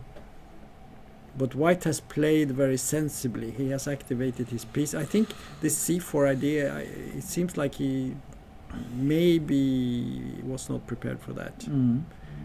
Because a little bit when you play like moves like queen to d4 after rook to fd8, queen d4, I mean, there might be that you actually, I mean, yeah, it looks very dangerous. It looks very dangerous, yeah. you know. But it could be that you need to rely on this type of tricks. Because there is the risk that this knight suddenly ends up on c2 in some lines. You know, knight c6, d4. If you can take the queen. Actually, rook fd8, queen d4. Then can you play like queen b6? But what about maybe? this? Maybe Then queen c5. maybe queen c5. That was the point. Yeah. This is the problem, because if you take on d5 now, you can take and go to.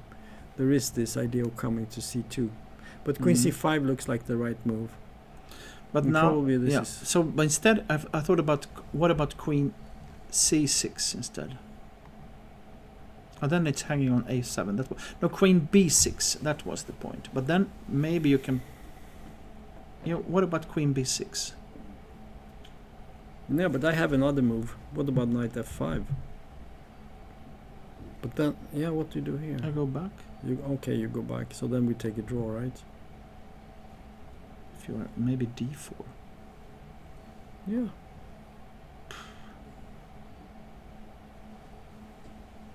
And black is better here. So.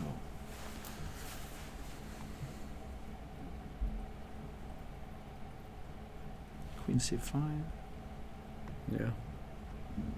So okay, maybe some. he played rook to fd8. Very sensible move. Yeah. And I agree with you. This is clearly. It was this line, queen d4. We clearly better, or clearly slightly better. I don't know which of them, but yeah. So very good. So we go to the next game, and this one looks like a more peaceful game to me. So we had queen e7. There was an exchange. Knight e4. Okay, he goes for the. He goes for swaps. Rook c3. Yeah, I wouldn't be surprised if this ended up in a draw. No. This is very close. Very close now, I think, to a draw. Very similar. Black has more time, but I think in this position we can say with confidence that this is very equal. Very drawish. Yeah, very drawish.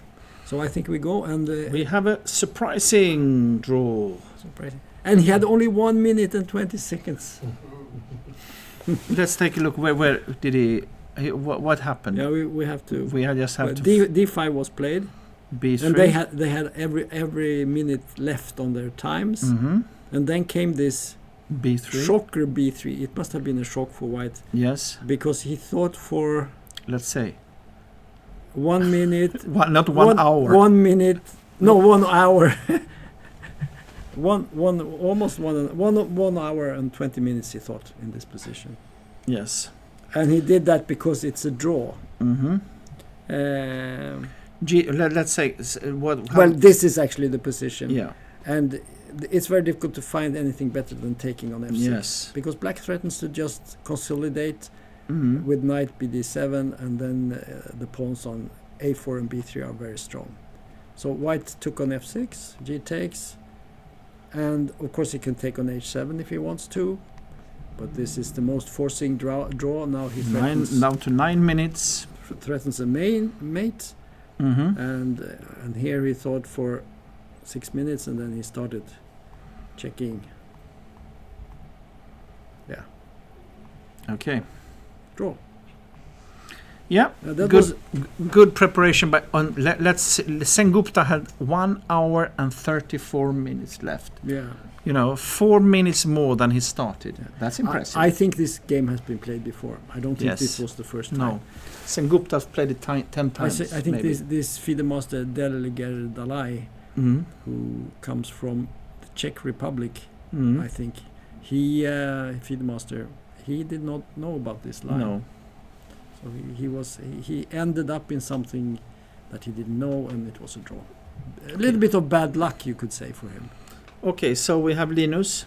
So then we have this game is fighting, and we had this position, and there was bishop f5, and there was an exchange, and he played g4. Okay. He didn't want to get rid of. No. He kept the pawn. Because knight g5 might not be so dangerous, huh? No, queen d2. I think is the idea here. Don't you think this is good? Yes, that looks good. Because we have it. The rook is a good defender. We have g7. Yeah, we have a check. We threaten the knight. It's just there is no cooperation between the white pieces. So what happened? So in the game, played knight h4. The queen went in as expected, and queen f4. So he tries to bail out with the queen exchange. But the question is, should black actually accept that or keep the queen? Okay, well, knight f5. Knight f5 is coming. Maybe so he has to. Yeah. But then white gets a little bit of coordination with his pawn. Yes, I agree. And he has one pawn for the exchange, so he can still fight on. Black is probably winning, but yeah, most likely. I agree. That was actually, I think this was a clever defense, or maybe only defense. I'm not sure queen d2 was the best. I mean, that was the best move. But maybe I mean, I was also thinking about if you go back, instead of queen d2, could you have played a move like e6? Yeah. Simply because just to play against the bishop on h4, because now it's completely out of play. Yeah, probably this might be a easier way to play. Maybe. Because now the knight is completely out of play. The knight will come to d6. The idea is to go to e4 and f6. So, okay, you need to be careful. So, but let's say we go here. Okay, knight d6. Or maybe we go in with the... But then you have rook e1, right? But then it's queen d4. No, exactly. No, this is winning for black. And now, knight e4, sacrificing. No, it's nothing, I know. Well, we take this with check, and while we think about what to do afterwards. Yes. And now comes f5 or something like that, or. Some solution to this. Take with a pawn. Maybe rook h7 or something. Rook h7. Well, because we pin the knight. Queen to take. Or maybe. Okay, yeah, no, I don't know. Yeah, this must be winning. It's not. Queen take e6, queen e5. Okay, I give up. But what he played is not wrong. He played queen d2, queen f4, because I think you can. Maybe you can play simple here. Just take this guy. Is that bad? What if we do this? Knight f5 is a threat. Maybe knight c6 here. The knight f5. Now we move the rook somewhere. Maybe to g6. maybe rook g6, But, yeah. and then you play rook d1 or something. Or maybe, yeah, but because the rook is a little bit out of play. Yeah. There is an alternative if we don't like this. I think after here maybe we can play rook d8. Then you can go here, but I don't know. Maybe it's not so bad. Let's go here. Let's say you go here and rook here. I'll give a check and knight d5. Then you have chances with white. Yeah, maybe to hold this. Yeah. No, this is not good. I even think that white has got knight to d6. Yeah, this would be nice. He would be very happy for that. So maybe this queen d2 was actually or what about queen to d5, queen to d7? No. Yeah.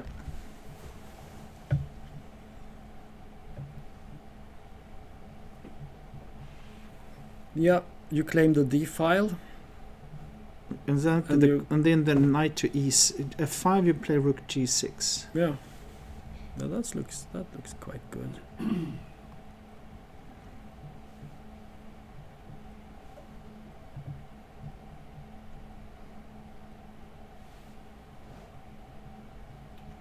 Should we play something like knight to e3 and then rook d1, something like that?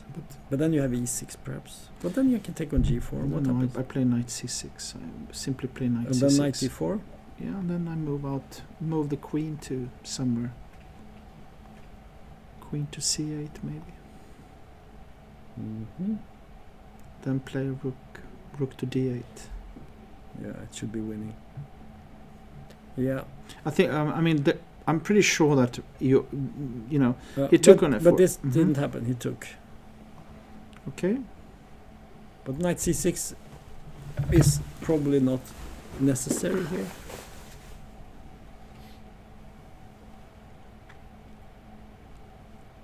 Or maybe you go for f6 in this position. Okay, and then knight f5 and e6 is a little bit annoying. Yeah, it's not clear. White has some sort of e6 is possible. Maybe that's the best idea. Just prevent this knight on h4 from entering the game.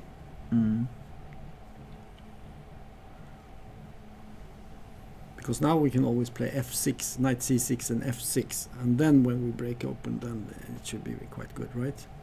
So this idea and then f6 and this one is. Yeah, should be good. This should be good because if you go knight e6, you can even give the b pawn and just break open, and usually as soon as the rooks get active, it's over for white, and he still has the problem here. Okay, at least but okay, knight to d6. Yep.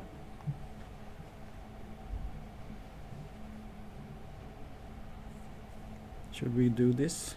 Then knight e4. Okay, maybe you can take and play knight d7. That's a strong. Now it's winning. Or no, something like this. No. Go back. So this didn't work. So then this is wrong. I think. Then you should find something else instead of knight d6. You want to find something else. But if you cannot play knight d6, then it's a bit dubious because. What it's been dubious for the last. Yeah, I 10 know. moves. I know. Okay, I think we should go back because things are happening. Yes. So in this position we had the bishop f1, we had castling, we had, and now we had not knight c4, which we said was in the pipeline. He played queen b1 with the idea b4, and black moved back. And a5, yes. f5. This is like a strategic move to play like that, because now f5 and rook a3. He's playing very, in a way, strategically interesting, I think. Yeah.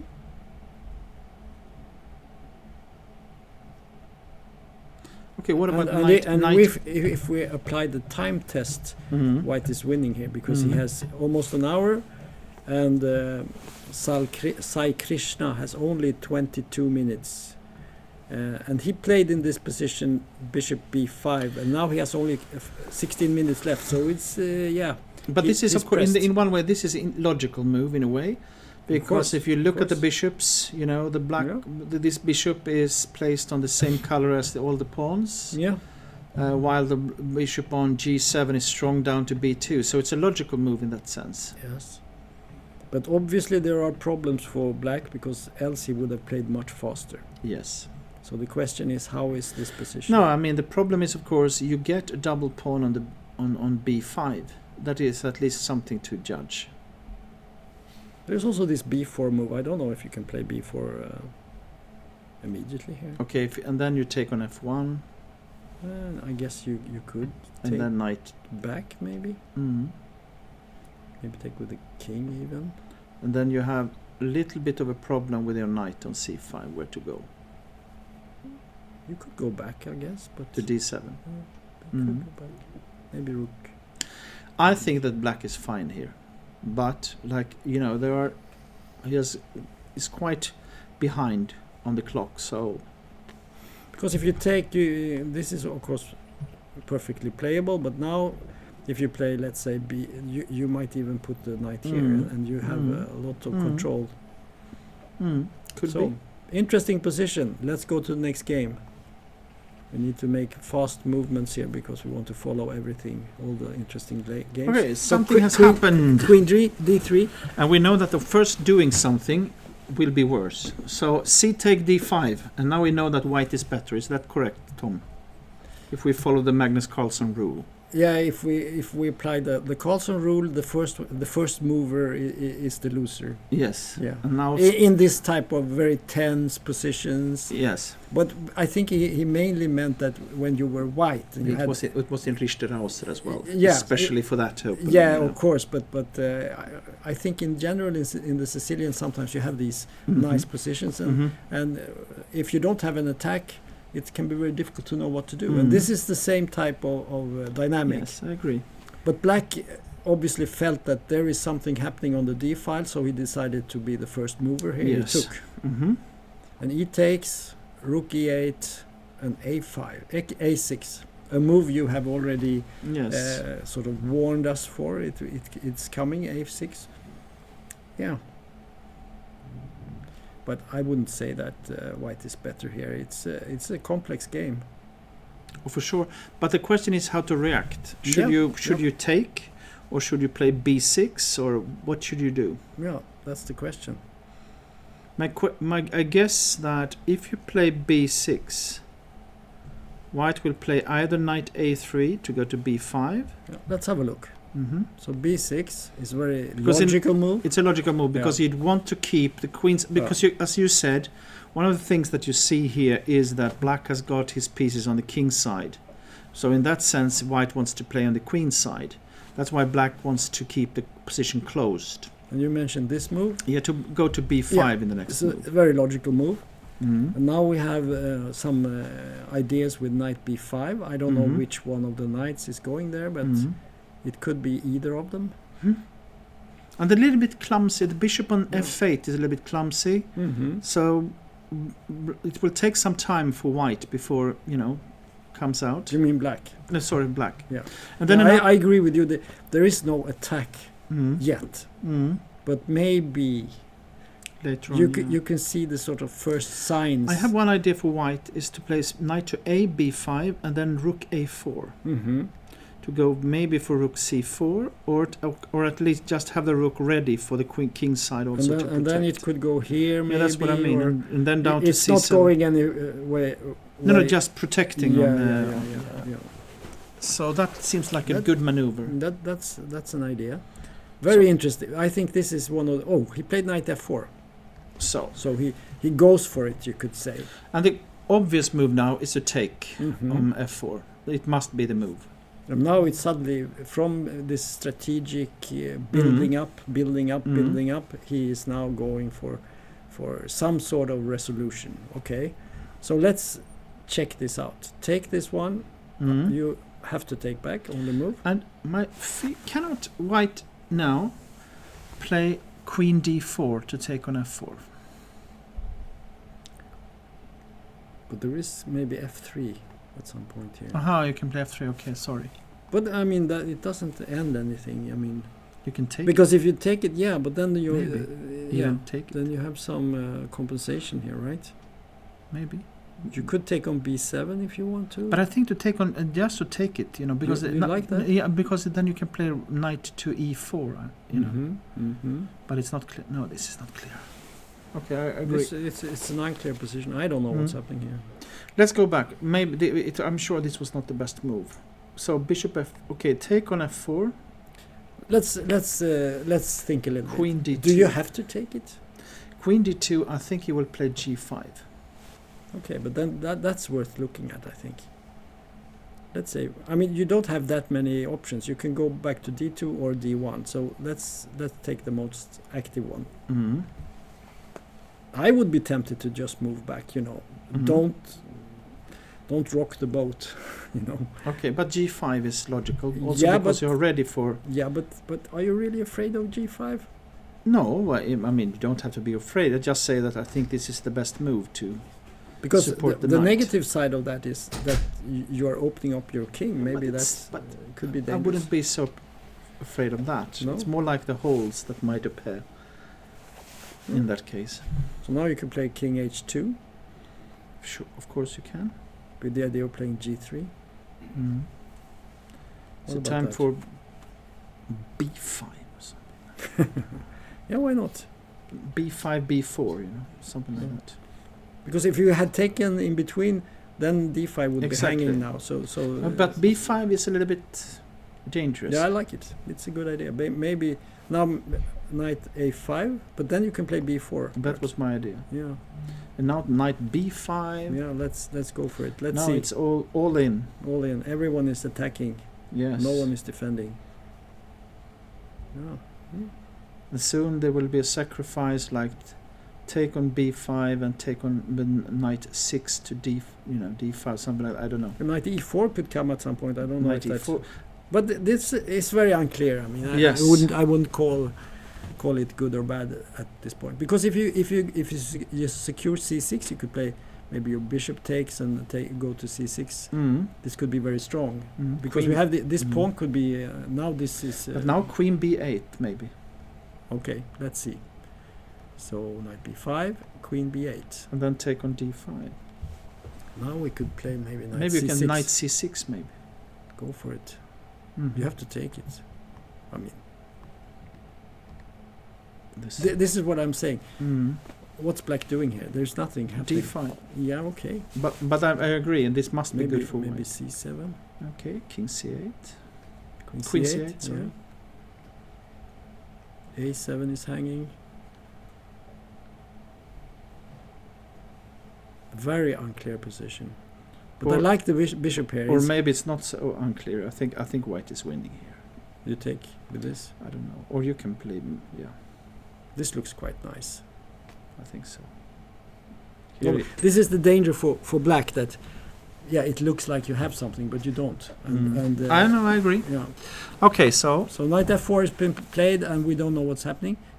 White could take, Mhm. but this bishop is so strong here on I e3 agree. and this Mhm. attack on But okay, so queen. Okay, let's queen d2. Then maybe queen d2 g5 is still the best option here. yeah. King h2 is King absolutely, h2. it's not forced at all. No. You have many options here. Yes. Many moves. I think we have moves. already sort of shown the ideas here. Mhm. Let's go to the next game, because Mhm. we cannot resolve it. So, okay. We have he played bishop d7 actually, Yes. b3 and knight c3. Yes. So we were right on Yes. target here, Yes. right? Very good. Yeah. So yeah, And now Meshkov is thinking, huh? yeah. I would But- also think in this position. Yes. What did I do? That's my question. What have Mhm. I done? What have I done? This happens to me a lot, I can tell you. Uh-huh. Why did I do that? No, but Why did I start to play chess? It's this type of questions. you know, coming you have all your pieces here in some sort of a clump, up. Yes. and this knight here is not doing much. So yeah. Okay. If we look at the times, Nikita has more time than Bronstein, but he's thinking. So your theory is a little bit. No, the theory still holds. Oh, it still holds, of course. Yeah. No, as always. Well, there are exceptions, of course. Okay. So first we learn the rules, and then we learn the exceptions. In Sweden, we always say that the exception proves the rule, which is very stupid. Yeah, it doesn't hold. Doesn't hold. No one understands what that means. It doesn't mean anything. It just means that there are no rules. Okay. Yeah. Okay. So knight c3. I think very interesting position still. Maybe you should take it and play rook b1, I don't know. Knight b4 and play that position, but it's not very nice. Huh? Yeah, you could do this. Yeah, I thought about that. Just to limit. Yeah. And now you wanted to play rook b1 or what? Yes, something like that. Something. But it's not funny, but... No, it's not fun. This must be a little bit better for black, it at is least. better, of course. You know, you might even take here and take. Now it's more like I try to find. No, then you take on. But b6. then you get counterplay. Yeah, that's a bad idea. So just, I mean, here normally you should just keep on, putting up pressure, Yeah. But okay. Even a move like g5 could be possible. Maybe sometimes play g4. Yeah. Rook. Lots of things. ac8. Lots of things happening. Let's go to the next game, just to keep up with all the things happening here. Here we have. Interesting. So what happened here? they are going for a draw. No. Rook d8, queen d4, knight f5, queen f4, knight e7, queen d4. No. No. He played queen d7. Good. Yeah. So I think that vindicates us. We said that black is slightly better, and the fact that he goes out of this repetition shows us that it's true. Yeah. Also, what I like with queen d7 is that now you threatens to play b4, and then the knight cannot go to a4. Right. Where it could be maybe activated. And also, of course, the simple fact that he protects the pawn on d5. Is white going for some counter sacrifice on d3? What do you do on b4 now? Yeah, you have to play. Is there any tricks? Can you take on? Can you take somewhere? Can you take something? I don't believe that. No. Take on d5? No. Cannot be. Maybe knight e2? Yeah, but knight e2 is...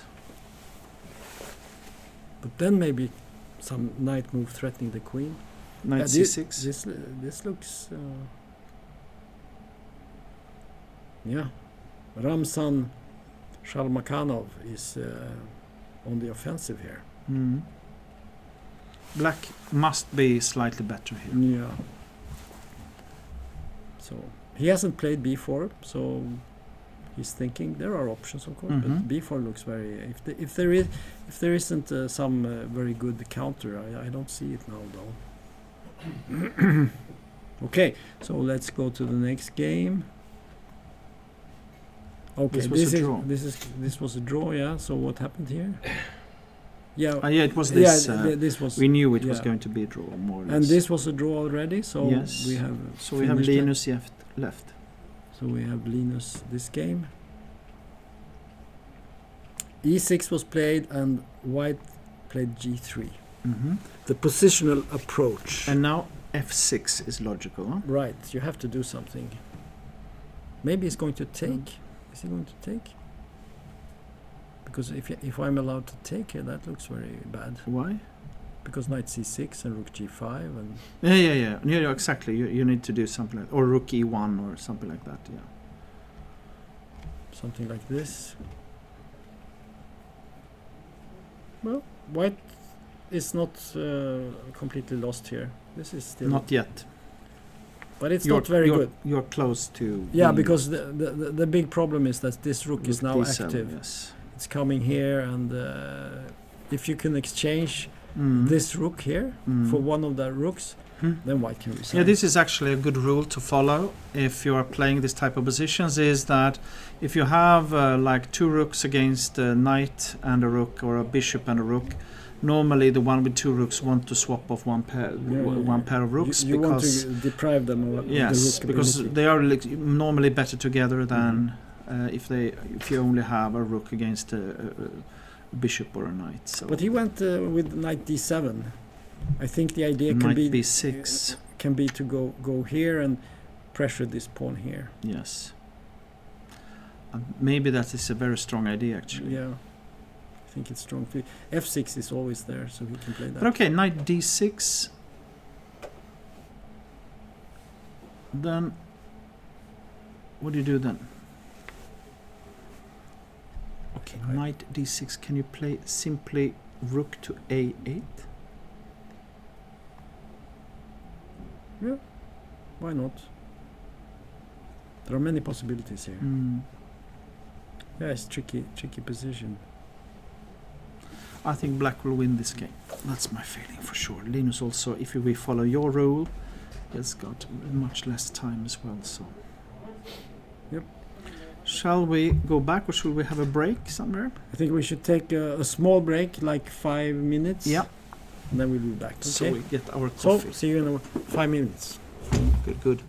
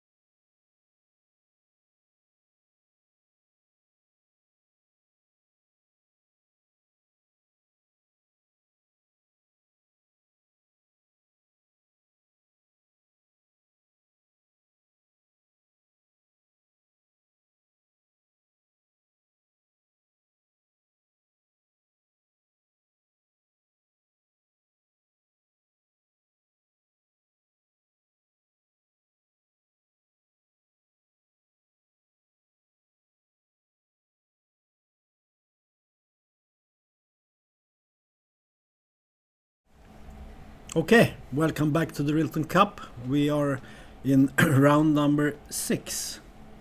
So we only have 4 rounds with this one included left. So it's heating up. It's also now in these type of rounds where we can see what players that are in good shape and ready to compete for the first place, the positioning themselves. So, I mean, obviously the top 2 players, the winner there will have a good chance, but also all of those 10 players that is, has got 4 out of 5. If you win today, you will be ready to compete for that. If you lose, the chances are not so great. But okay. So here we have a position from Erik Blomqvist. Yeah, we wanted to see what is happening for our other Swedish player here, and you can see if you go to your time idea, measure, he will be better in this position, and I agree with that one. Yeah, he's he's better definitely. So should we go back to the first game? Yes. So we had this position, bishop b5, and he played b4, forcing the knight before he can go to a4, I guess. Knight a4, is that playable? I don't know. Could you? Why not take on f1 first? Well, it was the same like we said before. Yes. Then we have simply take back. Yeah, then b4 is irritating. King take or something. But they played knight e4. Take, and take on b5. And now it's important, of course, if you take on take b5, you cannot take on e4 twice, huh? Because it's a checkmate, a back rank, yeah? Let's see that. Yes. So here we have if this... white is greedy, yes, he will lose. He also loses the rook. Also, it's checkmate and you lose your rook. Yeah, white... 2 points for that win. Yeah, you have a choice. Okay. You can mate and only get the knight or take the rook. Okay, so but of course he took on b5, and of course it's also yes, okay. Should black take on d2? You think? I don't know.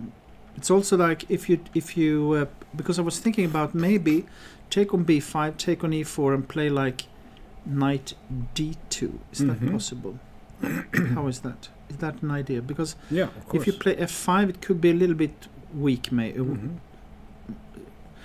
because maybe you could even go here. Maybe yes. Because if you take, I agree. Maybe that's even better. The yes. rook comes here. Maybe queen c4. But he took on d2. He took on d2. So we don't have to speculate. So this is the position now. And I guess maybe rook d3 or something like that. Just to be ready. Right.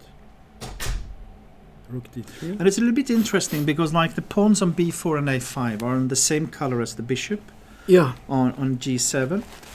But the pawn on b5 can be a target, of course, because the bishop cannot defend it.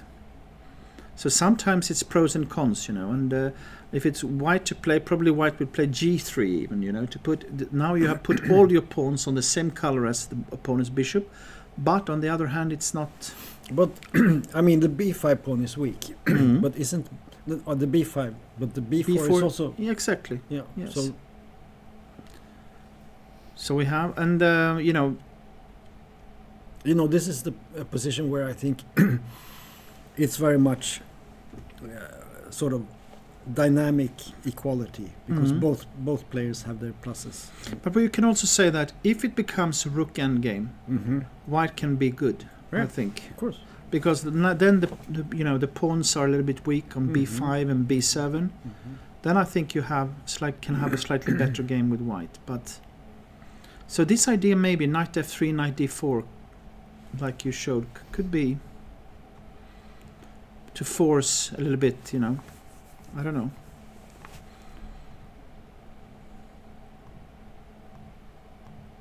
Yeah. So rook d3 is one possibility, but you could perhaps play the knight. Okay, and then rook d8. And then rook d8. The problem is that now you cannot play rook d3. Or you can, but then at least the check on c1 in the end is annoying, Yeah.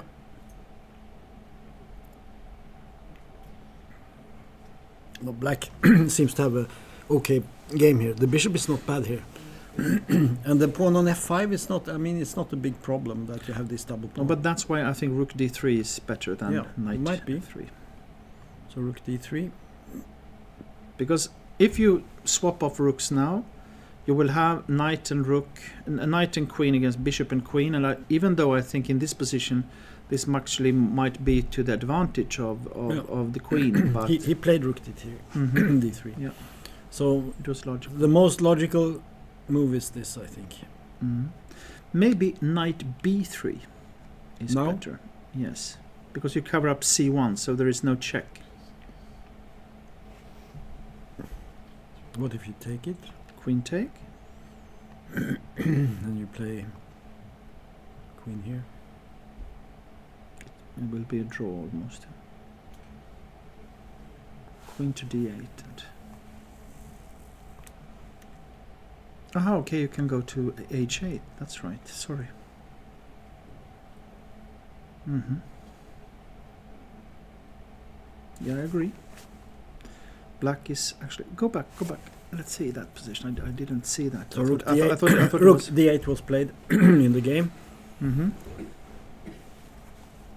No, I think white has to be careful here. I mean, it's easy to lose because if you lose your pawns on the queen side. Okay, I have one idea. What about g3? Yeah, I like that.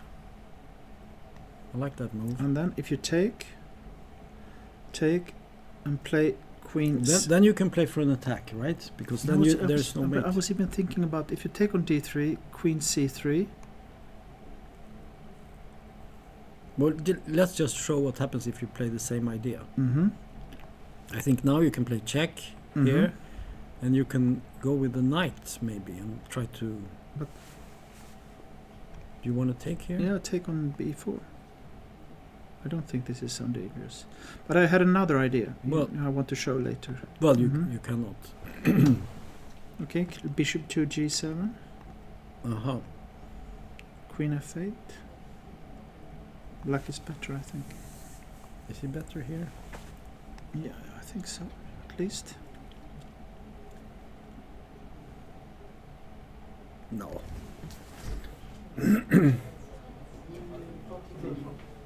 This should be okay for white. No, No? Black is winning, I think. Queen a8 and bishop c3. Queen a8. Okay, bishop c3. And now comes the counterattack. You're just hoping. But okay, maybe it is. Maybe it is. Maybe there is a counterattack coming. h6. Can do that. Yeah.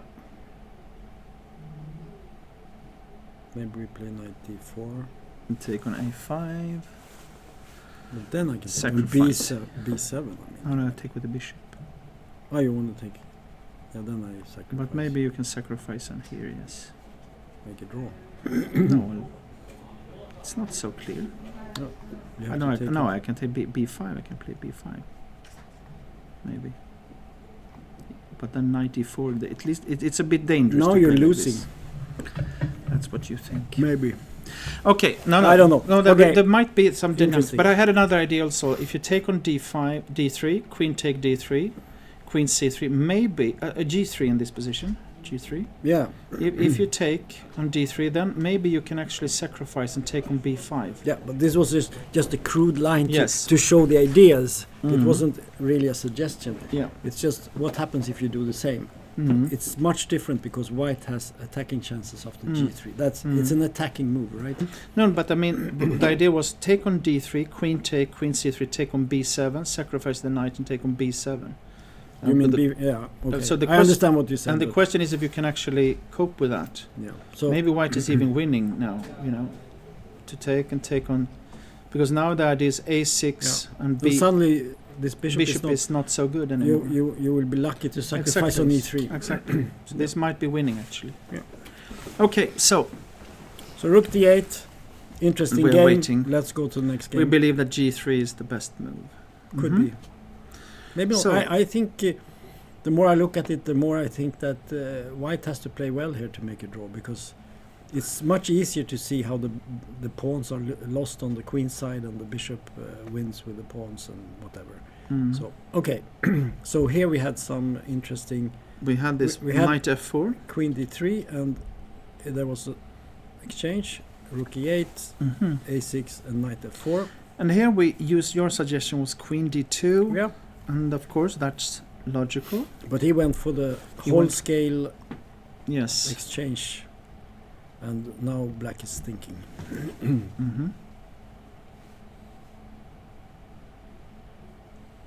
Because okay, if you take with the rook, of course, you know, you probably take on b7, and you have a target on a7. You know, I mean, this queen d4 maneuver might Yeah. have even work in that Yeah, position. yeah, yeah. So take with the rook, take on b7, queen d4. So double maybe threat. take with the bishop So maybe take with the bishop. Yes. to keep everything protected. What happens if we do this? But again, if you take on b7 Right. and then play queen d4, like I suggested before, Yeah. threatening to take on f4. Now we could play f3 at least. Yeah, that we have this idea again. Yes. Okay. But your point is that this is not possible because of this. yeah? Exactly. So yeah, you're right.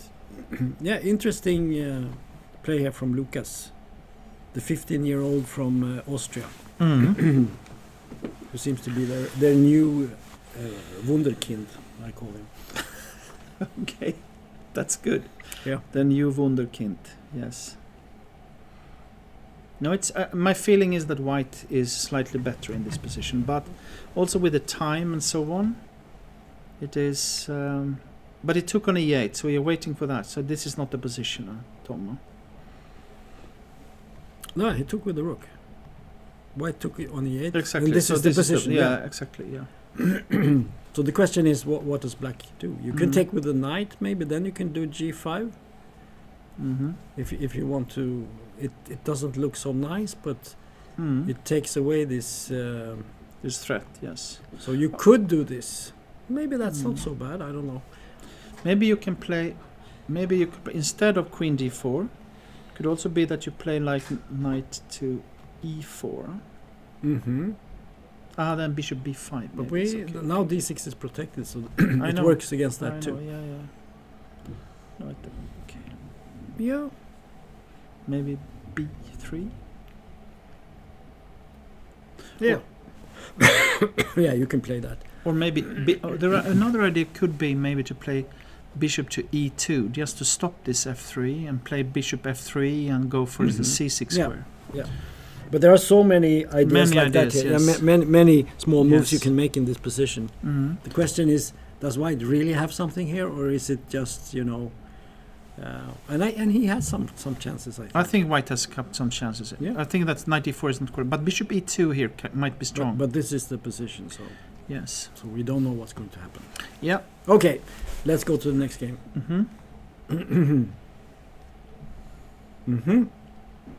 So He's fighting. we had this position, and black entered, and of course we saw that bishop takes c3, rook takes Hopeless. is more or less, well, it's at least it's not inspiring. No. So he went for this, A little bit strange, but yeah, and knight b4 and knight e5. So he's fighting back with with all he's got. So now black has to make a choice. Should you take this knight, or should you just move the bishop back, perhaps? yes. Bishop e8. Maybe you can play g4 if you play bishop f5. I don't know. Bishop f5.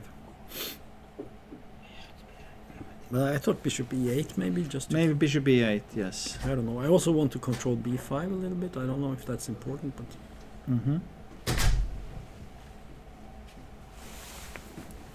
But to take it feels wrong. I mean, again, if you have like this a little bit cramped position for white, then black normally should avoid starting to exchange pieces, you know.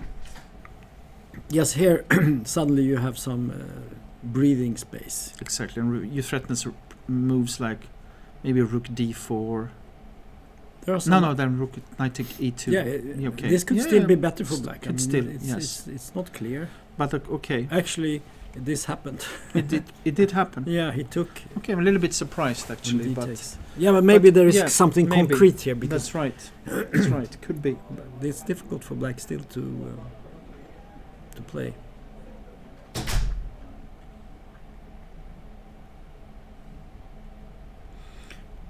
But I'm still a bit surprised by this move. This was strange to my eye. This was strange. I mean, even f4 and bishop f2. Mm-hmm. Suddenly your pieces come out a bit, you know. Mm-hmm. I agree. Yeah, and he didn't have to do it. No, exactly. I mean, what was wrong with playing some bishop move, like for Exactly. instance here? Just keep up the tension. Maybe you can even play f6 at some point. Actually, are you threatening to play b5 in this position? Maybe even. Because at least it's an option, yeah. Because then you have Yeah. pressure on e2 And you can and rook comes down to a1 and yeah, so it on. looks horrible. Bishop e, it looks very good, but Yeah, he didn't do that. But here we come to the factor, the time Okay. factor, because Okay. Bronstein Yes. has 20 in this position. He has 22 moves to make in 24 minutes. Okay, he gets 30 seconds with every move, but still not so much time, right? Now So- 9 minutes. Yeah. No, I think he's about to misplay this. That's Okay, my what feeling. about b5 in this position? Well, maybe that's the idea. And we have to take it with the knight, right? Or else we just lose. You take with the bishop, I guess? No, I take with the knight. You take with the knight, okay. Yeah. Pawn takes.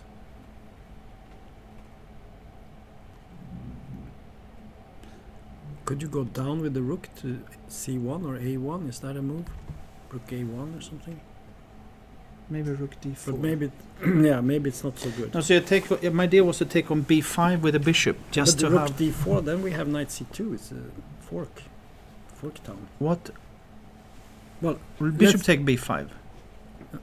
Well, if I start with the rook here, just to be annoying, threatening rook c1, the other rook to c1.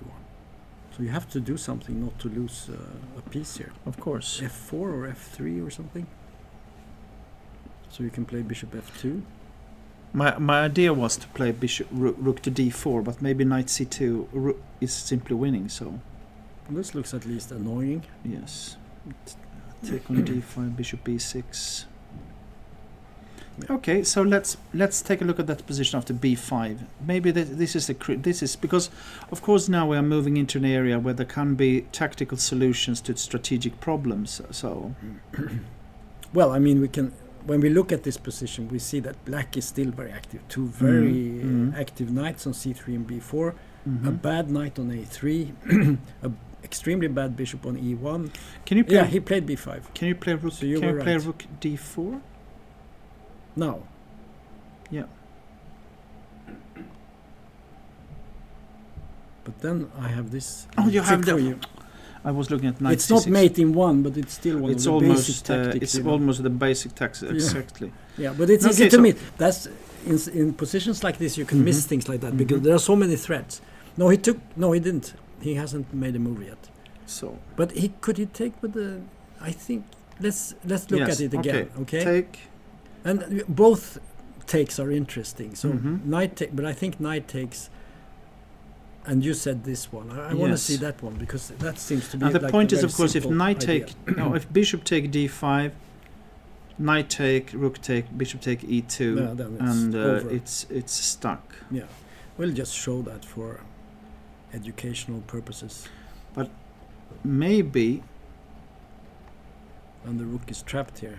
but I have one idea. Maybe can you play rook to b2 or something after this? Yeah, you have to do something like that. You're threatening the knight, That's the question. If you should play maybe. and then the pawn on d5 is hanging.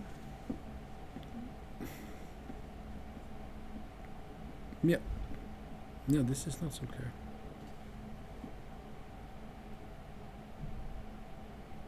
Or you can play rook a2 in this position.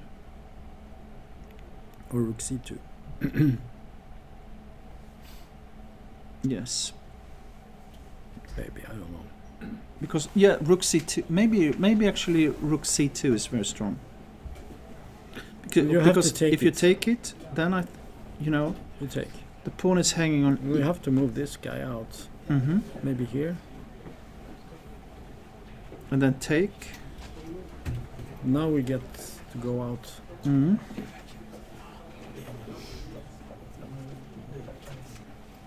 No, it's not so clear. It's not so clear.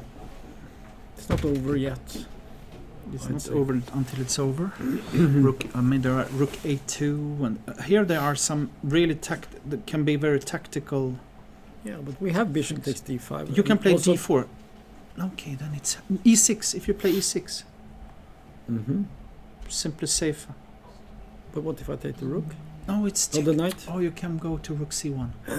So, So you can see there are tactical stuff all the time here. but the question is, Mm-hmm. I think knight takes b5 is more or less the only It's move. forced, maybe. And let's say we take. Can we do something else here? Is there something better? Maybe bishop b5 is best, but I don't know. Is there something else? No. Maybe not. Rook a1, I thought, but maybe the same move works perhaps. But of course, you really would like to play e6 just to stop. Mm-hmm. But now rook b2. I mean, the knight is. Yeah, no, I know. So most likely this is the move. But okay, if you play e6 instead, Mm-hmm. and then if you play e6, and then rook b2, then knight c2, Mm-hmm. and then take in the next move. Yes.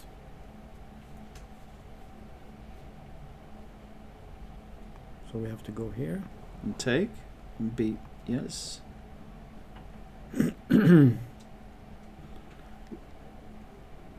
What do you do? Maybe You here. do this.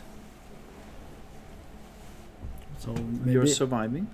knight d4 with the. That was the idea, but it's actually hanging on h6 as well. You know. Yeah, but this is 4. Yeah. No. Well, you have to take, I guess. Mm-hmm. At e3.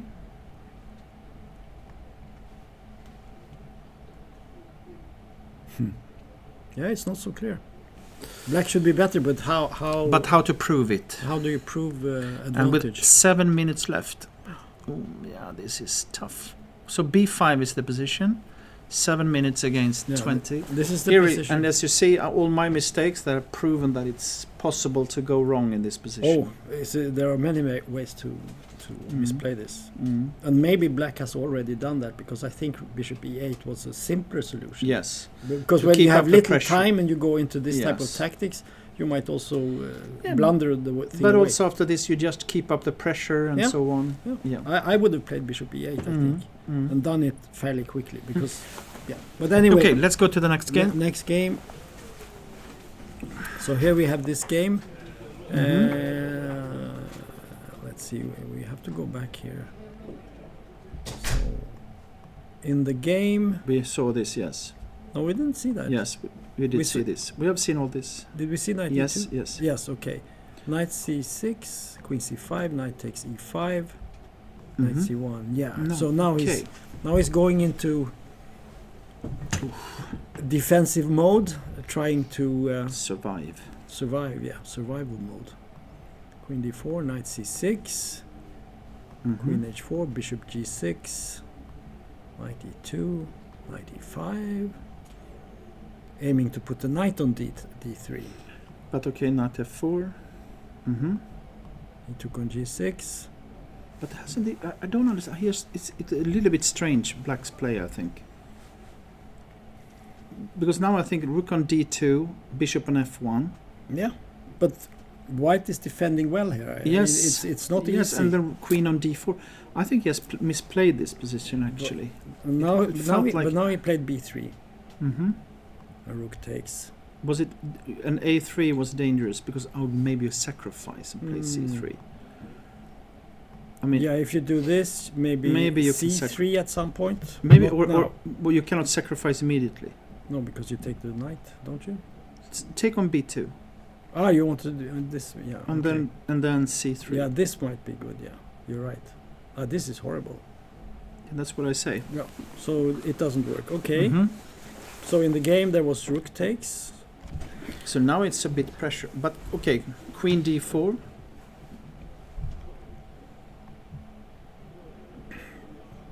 Queen b5 maybe. Mm-hmm. Keeping d5 protected and pressuring. Mm-hmm. Yeah. And now if there is rook b1, maybe c3. I'm not sure. Bishop f1 is... You could also go a5, a4, a3 or something like that. Yes. Yeah, this is horrible. This is horrible. But it's e4 might come. Yeah, it's true. But queen d4 was played. This Mhm. this is the position. Mm-hmm. So now it's up to. Now it's queen b5. That Yeah. might be a good move. But they have played. They have 10 moves left Mm-hmm. to play. Mm-hmm. So it's not horrible time pressure, I Mhm. would say. Mm-hmm. But of course, after queen b5, can you take on a7? No, then knight takes. No, right? yeah, you can take on b2 with the rook. Also, yes. You can Simple take with to that, play yeah, simple yeah, because yeah. the f2 pawn is hanging and Yeah, it's just winning. yes. So that does not work. Okay. Yeah, he played queen b5, logical move. Mm-hmm. And then the question is, Mm. what to do?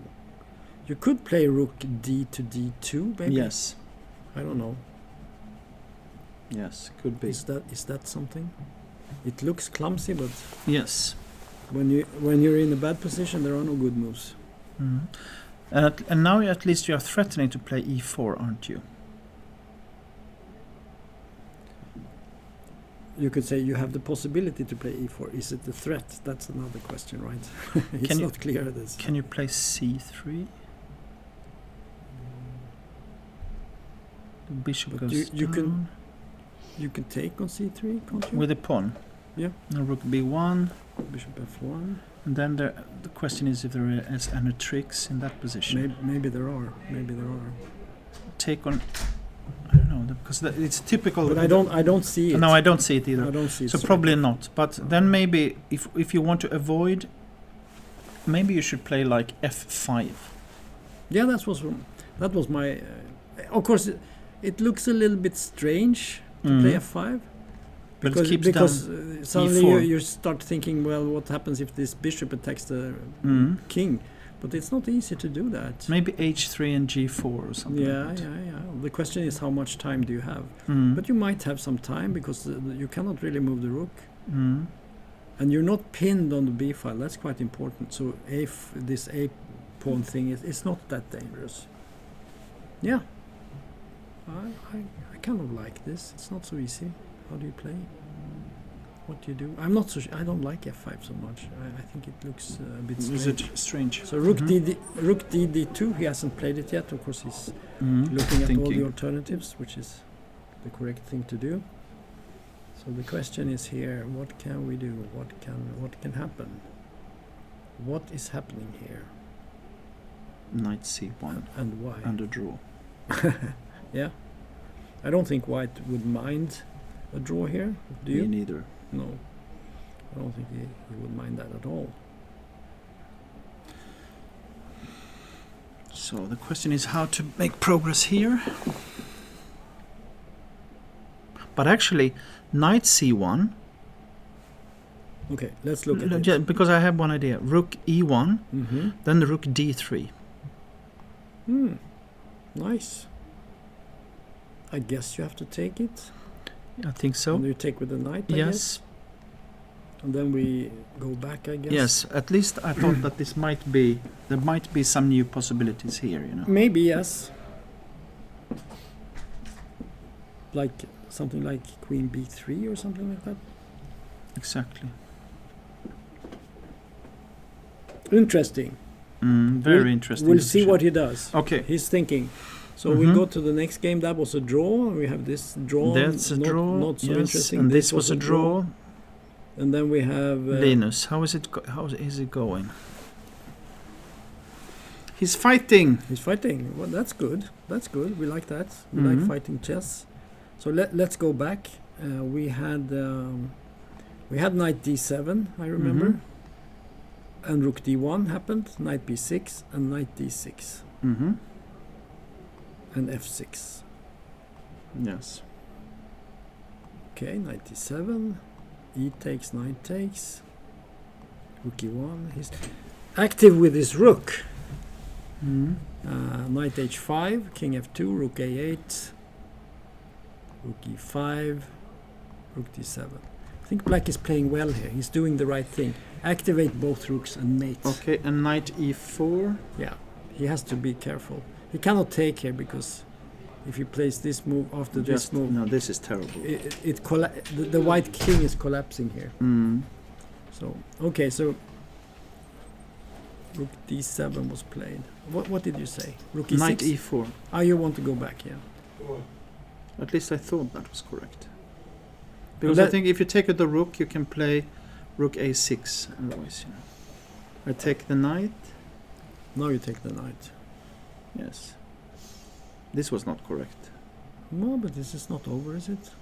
What's your idea here? I mean, you have lost a piece, haven't you? But I have lost a piece of. I thought I could maybe do some attacking here. Maybe it doesn't work. I don't know. Oh, maybe because you have lots of checks. Yeah, I agree.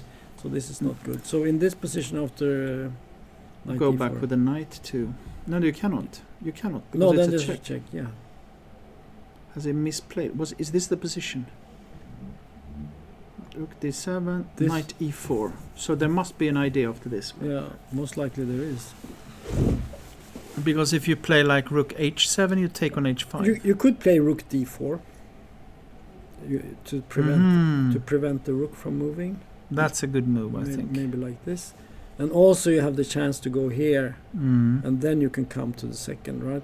Because you want to take on a3, you want to check, you want to press the king down. And but okay, let's take if you take on c5 with the knight, and we take here. Okay, I take your knight. Yeah, and we give check. Okay, I go back to e1. And now we move the rook somewhere here. But I mean, it felt like you had such a clear win. You had like a clear win before with. I know. But at least now it's chances, you know. I know. What is time like? Okay, the times. Linus is thinking he has 8.5 minutes, and Dominic Horvat from Austria has 23 minutes. But I must say, I like this knight e4, rook d4. So far, it's all good. And take, and then knight take on c5, then take on knight g7 was the move I thought of. Let's be sensible. Now you could maybe, now this is very good because now suddenly this counterplay is stopped. But actually, rook g7, rook g5 is annoying. It's annoying because you threaten to take and check on e6.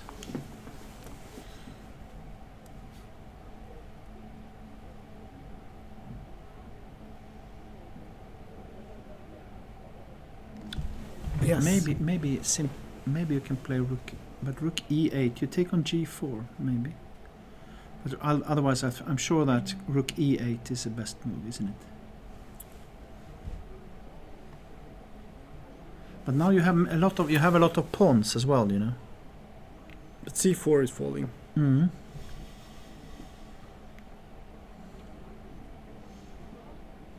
Okay, f5. Yeah. I was looking at that because you cannot take, right? Because then you take and yeah, okay. Some chances actually. So I must say that knight e4 is at least it's an annoying move. Yeah, I like it. I think there's something that black has been careless, I think, you know. Sometimes you think, if I get my rooks in. But why is he thinking so long? Is it? He has probably found something. Let's see what he found. In this position. Well, if he had seen that knight e4 was good, he would have played it, right? But they're tricky lines, you know. Yeah, of course. So let's see what we can do here. Let's see what we can come up with. Was it so bad to take here? What did you do? You took this one. Mm-hmm.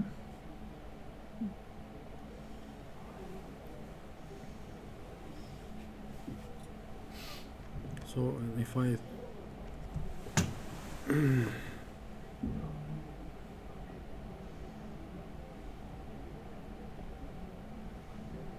No, this is also, you know, if you give a check and take on g4 with a knight, then you can go around with your king to h3 and so on. So I think this it doesn't work. This is chances. Yeah. So this, but again, is he thinking about taking on e6 or? But then simply rook a6. Maybe he's looking at taking, checking, taking, and going with the king here, something like that, you know. But that's not good. I know. Yeah, But sometimes you can be tempted like that. Mm-hmm. You know. There are not so many moves left to do. Only 5 moves. So even if he has only 5 minutes, it's not that bad for him. Okay. So, but let's check this one more time. So knight here, and we thought this could be the good move, right? But I'm not sure. And here we played Took on c5 with a knight. Knight takes c5. At least the knight is going the wrong direction. So maybe this is. Should you play knight f6? Yeah, maybe? that's what I'm thinking. Maybe go here. Mm-hmm. A more active square. Why go to g7? Because we are not afraid of losing the. This is much better move. Yeah. Okay, so this is a good move. Now you break and you don't get pinned and all that thing, all that stuff. So now if take on e6. Then we can play maybe rook d2 and take on a3, something like that. Should you take on a6 with the rook? Yeah, maybe. And then we move the king up, I guess. And then play rook to b6.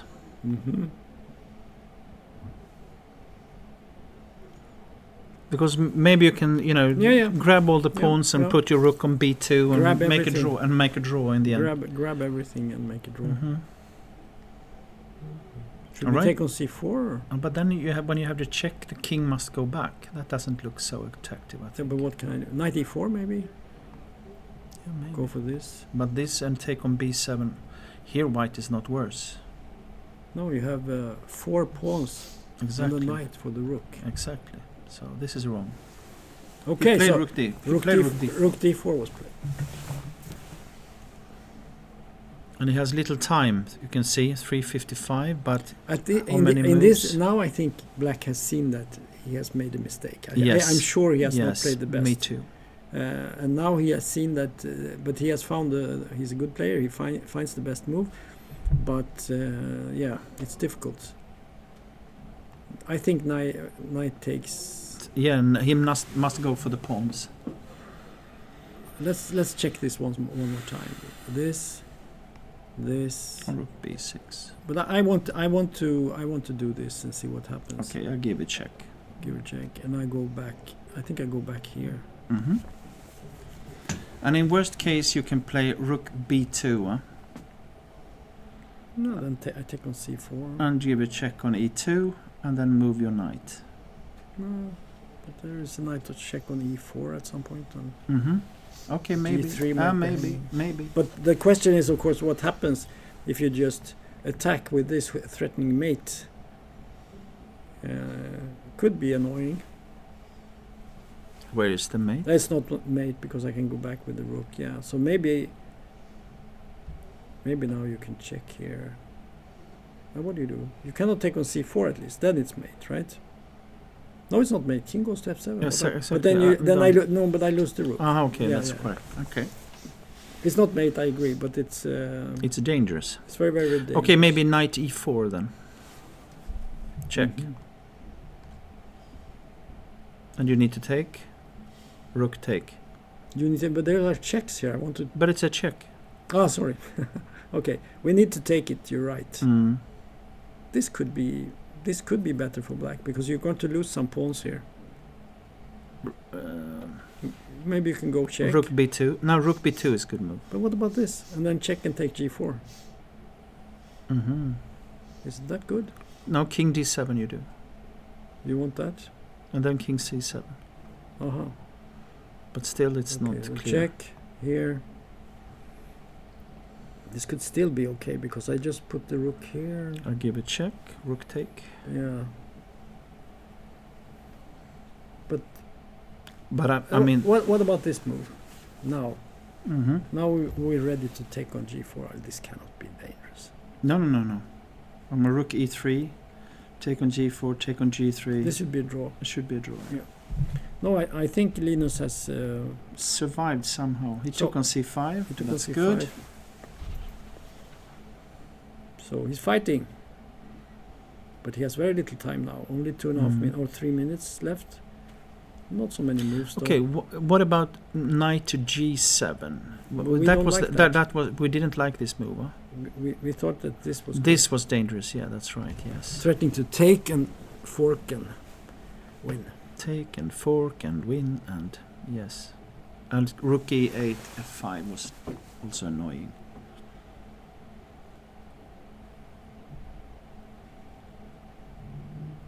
Is there some trick here? I'm thinking of a trick. No, but you threaten to take on g7 and take. You don't have time for tricks. Yeah, I was thinking about this move. Mm-hmm. But maybe you go here. If you go here, it's not so clear. Or maybe it is clear. Because then we have a check here later on. But I think maybe this one is simple line here. No, but then you can get pinned on the e-file. But it's checkmate. Knight take e6. Ah. Yeah, that's nice. We just show this. Mm-hmm. Surprising Exactly. mate. Yeah. Yeah, no, this is not so easy. I don't see it. I don't see Black's win here anymore. I think He played probably the best move. Mm-hmm. I think after this move, the risk of losing is much decreased compared to knight g7. Yeah. But and there is still a chance to win because it's not easy to play this position for white. You have to find a lot of good moves, and you're always afraid you might lose. Mm-hmm. But Black has seriously misplayed this for sure. Mm-hmm. Is there some good move here? Knight d7 or something like that? Is that something? I was thinking about rook c8. I was thinking. Yeah, but what about this? What about this one? But maybe take. Yeah. But now we're ready to. Yeah, you can take g4, of course. Yeah, but I can also. What about this? But I could also play rook e3, just protecting everything. Maybe, I don't know. But then we can go check here and take on. Okay. No, this was not so good. I agree. Okay, so go back. So rook g6. Mm-hmm. Take. And now I'm thinking take here. Let's see if we can mate. But maybe now just knight f3. Simple move. Or king g2. Also king g2, but then at least we get some play here. And then I go up. And then we take it. Rook g5. g5, yeah. Yeah, white is maybe better here. Yes, I think white is better here. So this will be interesting. So he took on e6. So he's finding all the good moves. Or at least according to us. This must be appointed. Yes, but okay. Yes. But I agree. Rook take e6. Yeah, king f7 is, knight d7. What else to do? Well, it's knight d7 would be an option at least. Yes. But, he must be very angry at himself now, Black, because he had such a good position, and now he has given the white all this counterplay. And you can at some point you feel I have to go for the draw. It's not a nice feeling when you had such a good position as he had.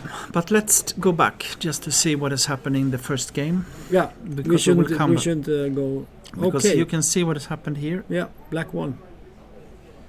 No, white won. White won. Yeah, that's what I was surprised. Let's go back. No, let's go back. Okay. Move on. Okay, we had this, and G4 came. That's a cool move. You said G3, but he played G4. Interesting. Because what is happening? If you take, what is happening then? Well, B5 is falling, right? What? Well, if you take here... No, you take on G4. Yeah. I guess the knight comes? Mm-hmm. Or, what do you say? But okay. Mm-hmm.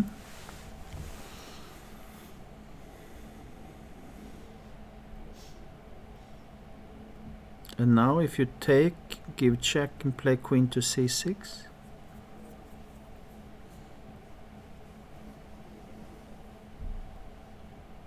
I don't understand this. No, G4 looks a little... It looks...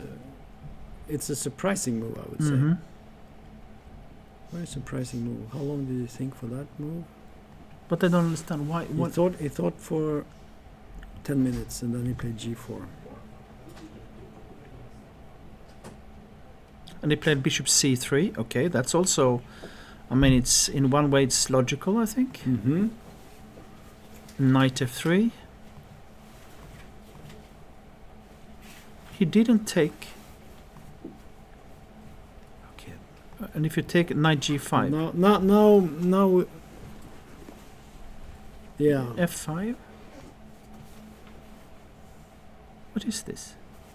No, you could take on C3 if you want to. Mm-hmm.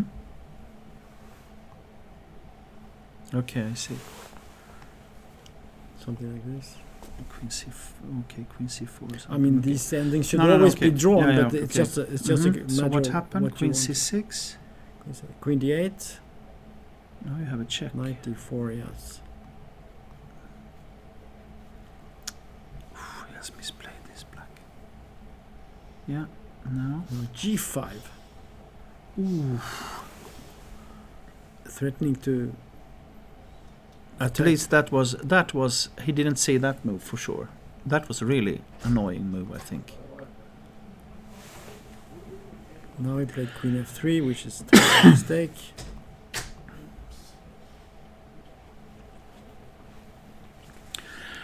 And now if you take on G5. Aha, it's a check again. What is happening if you take on G5 now? Queen G7. Mm-hmm. Okay, it will be...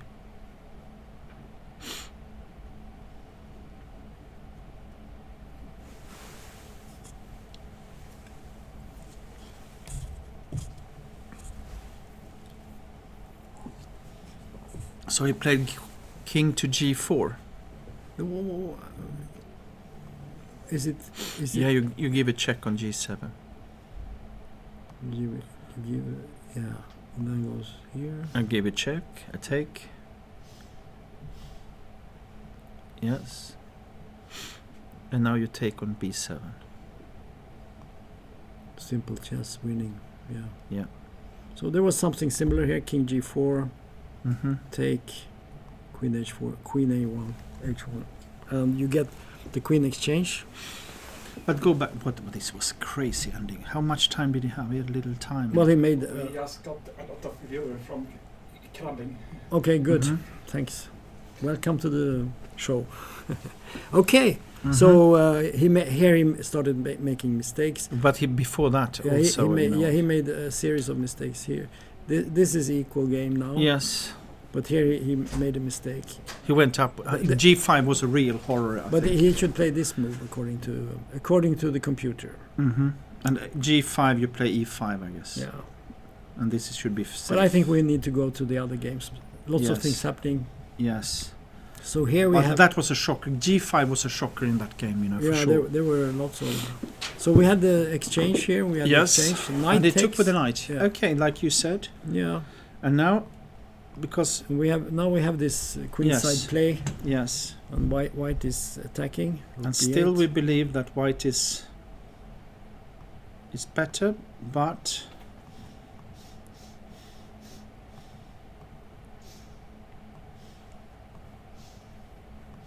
So this is the position now. mm-hmm.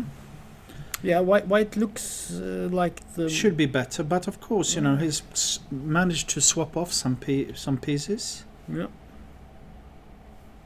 And okay, you have some hold. That was what it. But yes. white is down to the increments. He has only 35 seconds now.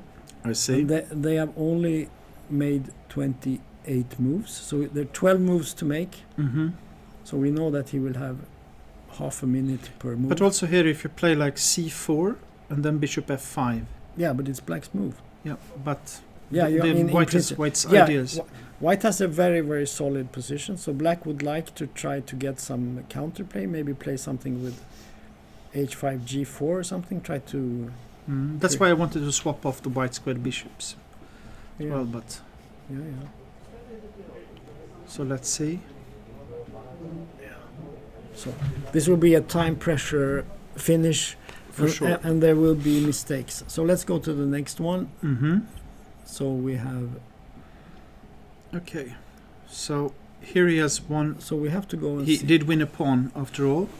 So we had this position where we said that... It was this position? Yes, exactly. And here he played f4, e6, your move. Bishop f3, rook a1, bishop f2, take, rook c3, king g2, take on b3. So clear pawn up. Bishop c5, bishop c4, g4, knight c6, rook a2, bishop a6, preventing the rook from entering, h4 and rook c3. Yeah, should be good for black, but I mean, it is good for black, but the question is if it's winning or not, you know. Of course, white can... The question is also, you know, can you play like... If you could play like e4 to break it up, it would be of interest. But of course, then black would play d4 and, you know, close this long diagonal. But so, on the other hand, how to make progress? Let's say you play bishop to f2.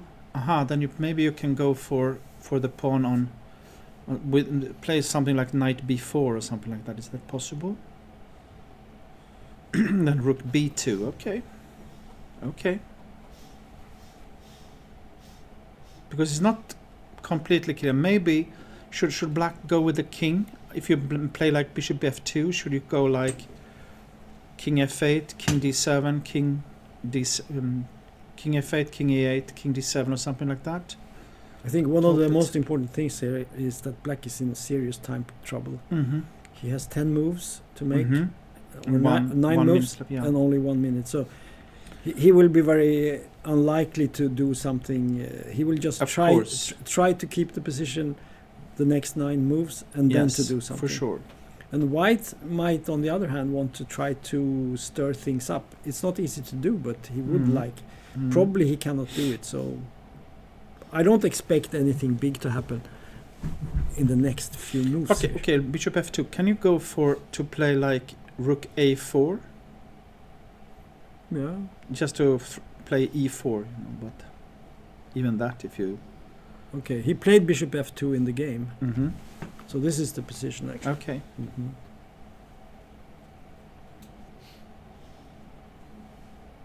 Rook c4. Reasonable move. So what do we expect? King to g3 or something like that? Then does he want to play knight to d4? Maybe. Try to get... But okay, you don't want to take on f3 most likely. Maybe not, because then it's... Well, I don't know. You could, but it's not... Then it's opposite colored bishops and... This sometimes makes a draw easier. It depends. With heavy pieces, you never know. Okay, so let's go to another game so we don't miss any action. We had this, yes. Again, a position where black is really... So... Oh, that was a nice maneuver, maybe. He played our move. Oh, queen b6, yes. I like this move. And queen f... Oh, good. Yeah. So he goes for the queen exchange. Now you have to take, I think. Yes. G takes, rook c2, f5. Good move. And now there are no risks to black's king position at all. So looks very nice. a5, king f1, a4, bishop f3, king g7. Now up with the king to e5 and then rook b8. Looks very good. And you need to do something with white to avoid this, you know. Yeah. It seems to me as if black is winning. Yeah. And there is no time pressure in this game. They have made 38 moves, and so there will be no problems making the 40 moves. Yes. And then they get more time. Mm. So then we had 2 draws, and then we come down to... I must say, very impressive game by black in this game. He played well. Very impressive. The Kazakhstani grandmaster. Let's see, what about if we go down Linus again? Then? Because this is very interesting. What? Yeah, so what so has we happened? So we go here. Mm-hmm. Time pressure has happened. Okay. Knight f6, rook e6, and he took on c4. Mm-hmm. Rook takes f6, rook takes c5, rook g6, king f7. Yeah, he went for the g pawn. But yeah, you can criticize that. Yes, I agree. I agree. I can criticize that. Yeah. That's correct. But he did that because he had no time. Rook takes a3, king g2, take here, and b5. And black is winning, I think. Mm. But let's go back and see if we can improve on this. Of course.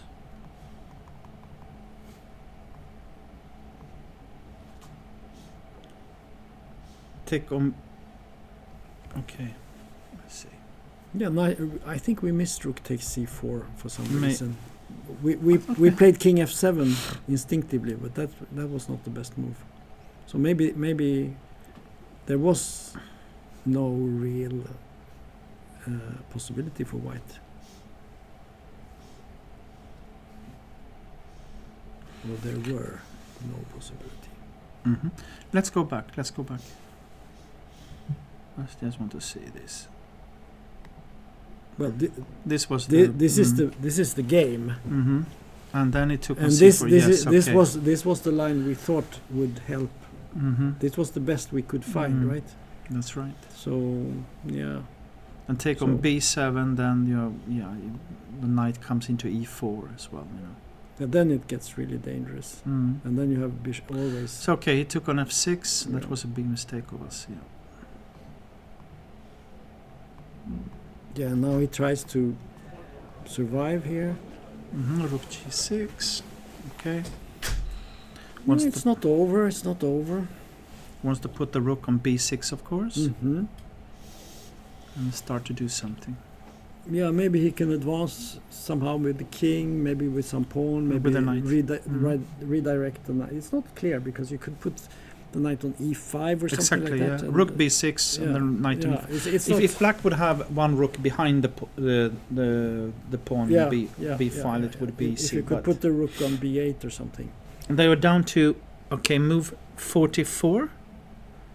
Is that correct? They have. So they have already got their extra time. Is that correct? Yeah. That means that Linus is down to the last. But is that correct? No. I don't think the clock has not been. It's because they wait till the time is out. Of course. Yes. I'm stupid. Yeah. Yeah. Then he will get. That's right. So you don't see it until he oversteps the time limit. Yeah. Because the clock is not counting. The moves or the number of moves. Okay, but because with the rook on b6, it's not that easy actually. No, it's not so easy. So how could you do it? I mean, you could play some rook b2 or something, or b4. I don't know what to do. And start to run, yeah, and try to run down the. Let's take a look at that. Okay, if you play b4, and I guess you play here. Yes. And then I guess you play here. Mm-hmm. And maybe now either knight f3, maybe. Yeah, because it takes some time. If you play like rook c3, b3, rook b1, b2, it takes some time. So white will play knight e5, maybe here. Okay, knight e5 check, and then some. Now you have lots of checks. Yeah, and also f5, f6. Yeah. It's dangerous. No, it's not. I changed my evaluation a little bit. I say that black cannot lose if he doesn't want to lose. I don't think he wants to lose. No. That's very rarely. But the draw looks more likely because white has a safe king now, and the b pawn is not really that dangerous. Yeah, should be a draw then probably. Perhaps. Perhaps, yes. Maybe white can even get chances here, because if black does not find a good setup, then white can advance. He always has possibilities. It's not so clear what black is doing. Black could go for the g3 pawn if he wants to. That's one way of playing. Trying to... Okay. So, still a fight. I must say, he's fighting very well, Linus. If we think about the opening, that looks horrible. Since that, he has been... Yeah, it's been great. Okay. What has happened here? My God. Yeah. This was now time. black is black a pawn up, or? Yeah. Let's see.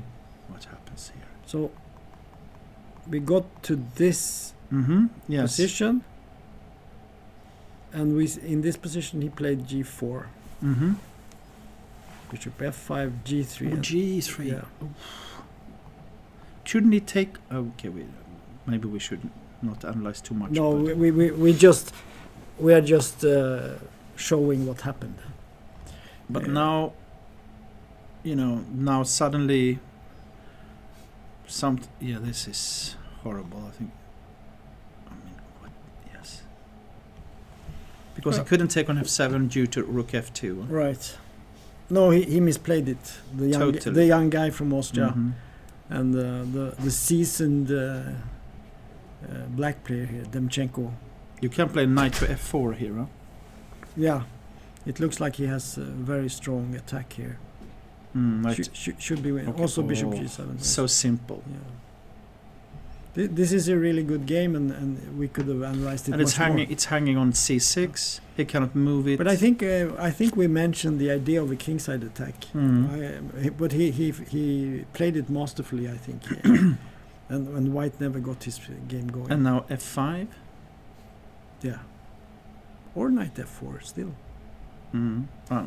It still looks very strong to me. Yeah, I cannot play rook a1 even. So we'll go to the next game. Okay, things have happened here. Yes, he's trying to do something on the king side. That's logical. We have to go back. Let's see where we were. We were... Yes. Rook c4. Here we were. Yes. Rook c3, rook d2, knight b4, h5, take. So here we are now. So white has opened up the g file. I think that here you can play rook to c2, yeah. He did. Because now if you move the rook, there will be knight d3. Right.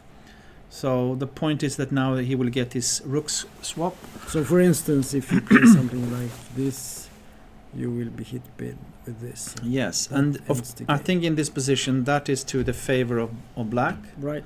Because normally the rooks and the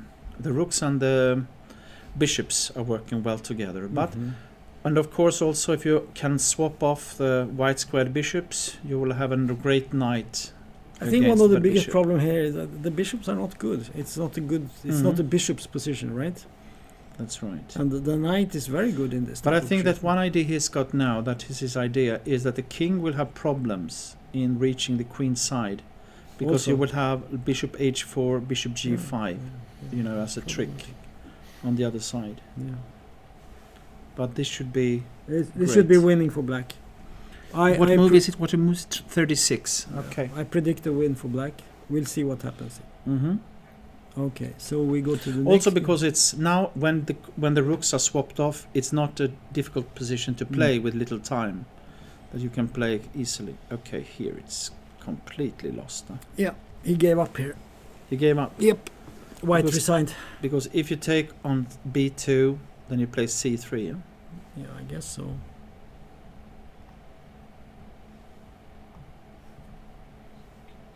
And if you take on b3, take back, and you have to make some awkward rook move somewhere here. d3 maybe. Yeah, you could go to d3. Yeah, maybe that's better. And then b2. And this comes, and you have to go back, and then this comes, and you have problems. So this was an excellent game by black. Very good game. The Kazakhstani grandmaster Shalmakhanov won a nice game against Shang Rendai, the Chinese GM. So That Very was very good game, very nice game, one of the best games I think. Okay. So then we go back to Next, Linus there. There we have this. Okay, so in the game there was b5, rook g6, and he went back, hoping for a miracle. Rook The b6. miracle would be to be allowed to do this, which white prevented. But he found a good plan now, and Yep. that is to go with the king to c7. Yeah, I didn't see that plan. That's No. an excellent plan. This is the type of position you can show Because to the, then, because show then, to the because juniors. you want to have a rook behind the pawn, yeah. and now you will get it, and you get also away from all the checks and so on. So that was a really good move. This is a nice, quiz or something you Exercise, can exercise for the juniors. I will show this to my juniors and ask them how should black play here. I think it's good for every chess player, Yeah, not only the juniors, but okay. it's extra good for them because Extra. they actually remember things. Okay, that's right. Yes, we have our experience of senior chess as well. Okay, Yeah. that's good. Oh, I had forgotten about that. Yeah. Okay. So this now suddenly we have to change again. I said it, and I think I'm correct in. If black hadn't found this plan, it would have been. Maybe you could do it in a delayed form, but it's big difference if you get the knight. Okay, a5. knight f3 in this position. Yeah, sure. And I guess we have to move. Then knight d4. New idea. Yes. And then this is hanging. Yes, this is a good plan. So what do we do here? But there is some problem here, isn't there? Of course, but just say that this is a critical line because rook a5. No, I want to go here. Can you take here? Yeah, of course. Hmm. Or not, of course, because maybe you can. No, you can't because there's not check. Okay. So king e7 was played at least, and knight f3 is interesting. So we have to check this. Maybe you could be smart to give a check on h8. And Maybe then that's a good. Maybe that's a good move actually. yeah, Because suddenly because if you go up, I give a check on g8.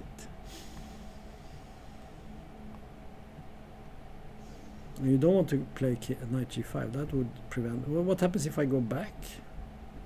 Or here? No, you don't want to go there. I will go here. What happens? What's the Rook what's the e3 was my idea. You mean c3? Yeah. c3. I'm sorry. Yes.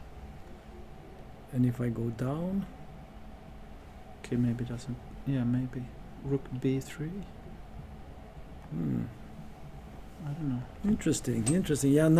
Now again, we threaten to move the king over. This is very tricky. This is like a study. And it's a nightmare for us. Not at least for me, Well, making all my mistakes, No, tactical I mistakes. don't think you've also. made many. You found lots of good moves here. Yes, but No, but uneven. This is very tricky. Very, very tricky. So Yeah. every move here is Yeah. so it's difficult to play. You can see Yeah, that now it's got- this could be a study. I mean, this type But of. let's put up the tried position. Rook d5 earlier to stop knight d4. Let's take a look. Yeah. Let's look at queen king. The position we have. King is. Was it or before this or what? Yes. You tell us when you. Here. This is the actual position. So in the knight game. f3, rook d5. That was the point. Yeah. So knight f3, rook. No, but he played knight e6 here. King That- d7, knight e5, king c7. This is the position in the game. But that was not correct. Rook h6. I think. I don't know. He has an idea to attack on the h file and check. And where do you go? But maybe because rook b8 is not possible due to check and knight e7, right? Or sorry, maybe it sorry. is. So what? Maybe can you do this? I was thinking check. So where do you go? King up. And then this. Rook b7. Yeah. Give that's- up. And now you resign, Mhm. as they say in the Queen's Gambit. Okay, rook b8. So rook b8 is perhaps good then. Mm-hmm.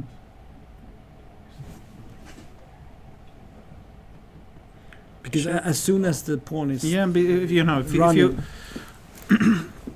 So let's look at it again. So check here. now look at, is there anything else here after this? King c8. No, I mean king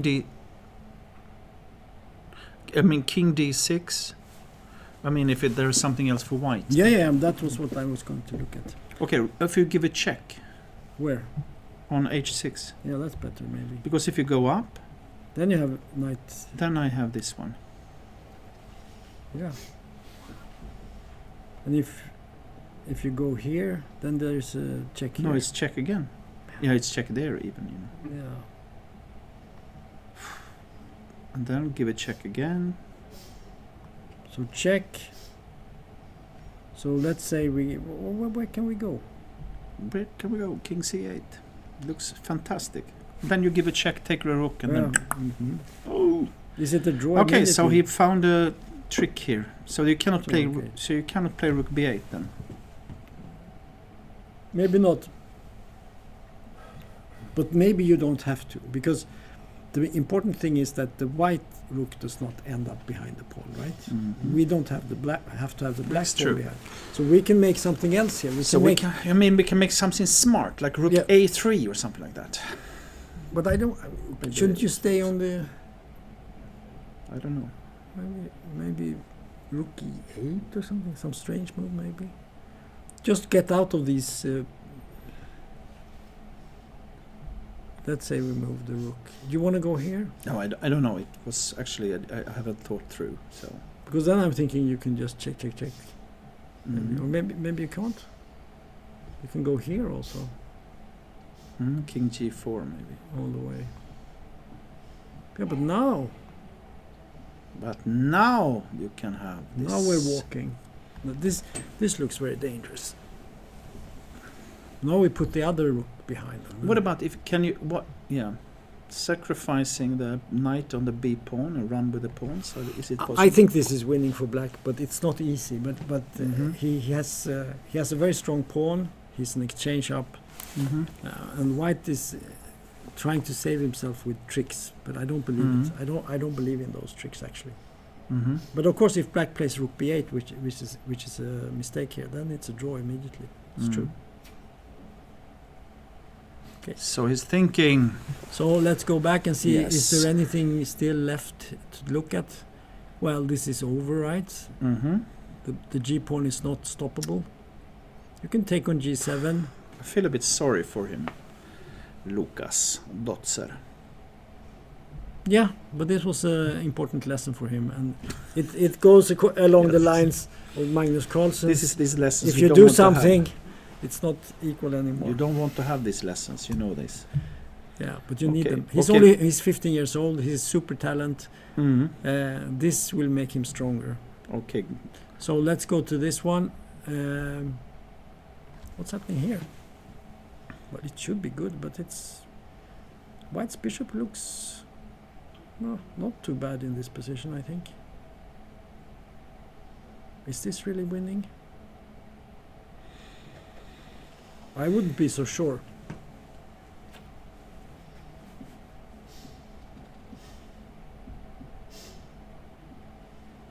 What do you think? Knight to. I think the key thing is, can you take on c2 or not? No, I don't think you not, should take because if you do that, No, pawn it's takes, yeah, no, bishop e3, then bishop e2, Yeah. and actually No, now no. it's a weak one No. on. This point, I think you need to keep the bishops. I was thinking maybe could you play some rook move, a king move here, king f2 for instance. What happens after that? My idea was to play like knight to a3 and knight to c4. And here we have to make a good move with the bishop. Maybe go here. And now move. Yes. Here? Yeah.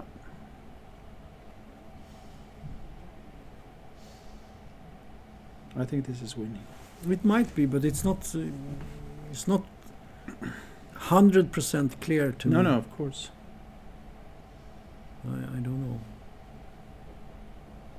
At some point, maybe you can play f5. Not here, of course, because the pawn on e5 is hanging. You could go with the king here maybe, but then you have f2, but I don't know if that... Then we could go for bishop b4 and bishop b3 and exchange. Maybe you can go here. Try to get the king to d1.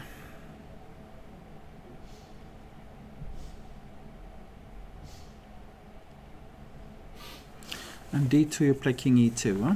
No, king f2. Okay. Now you cannot prevent I go here. No, but I knight b2 and I win immediately. Okay, that's a good point. Okay, so we have to. Okay, sorry, I go here. Yeah. Yeah. Good, So good that's what. But then you have some knight d6 maybe. Check. Knight d6. King e3. Yes, you go here.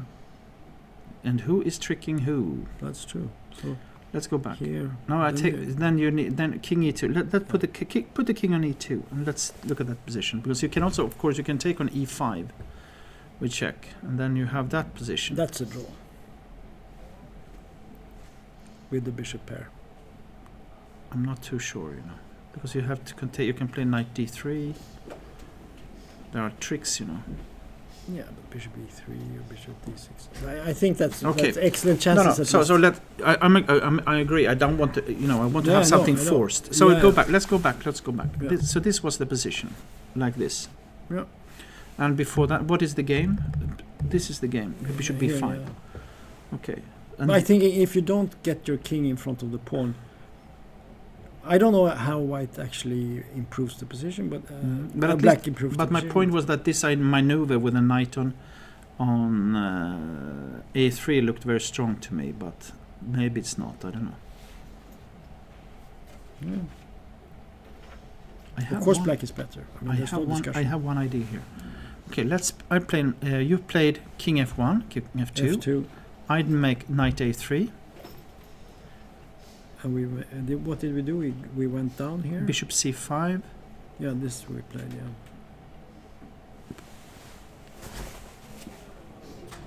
Okay, I had another idea, but I just thought it was strong to play it on. This is one of those positions where you cannot really say if it's winning or not, because they are so long. I mean, opposite colored bishop endings and so on. But I think I have one idea here. Bishop. I think still bishop knight to c4. Yeah. King e1, and now bishop to c6. Mm-hmm. Okay. Threatening to take a pawn.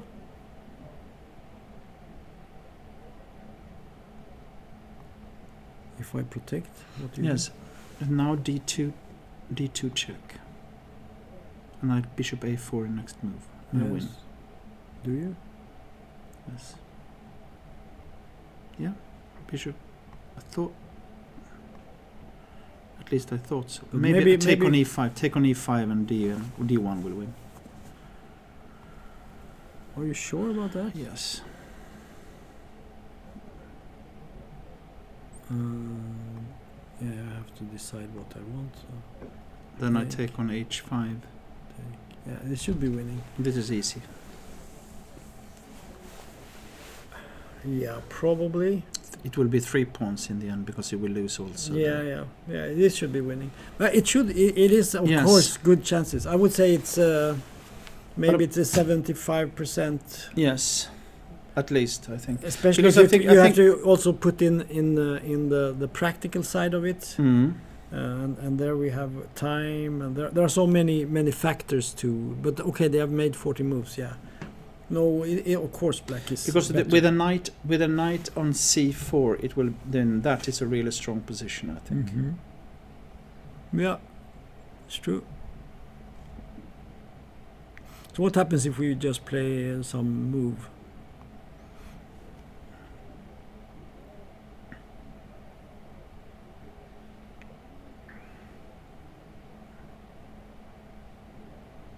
Bishop to c6 maybe.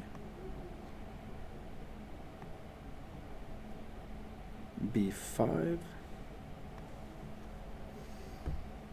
Yeah. And we haven't managed to do anything. No, this loses for sure. You have to play. I think you have to play king f2.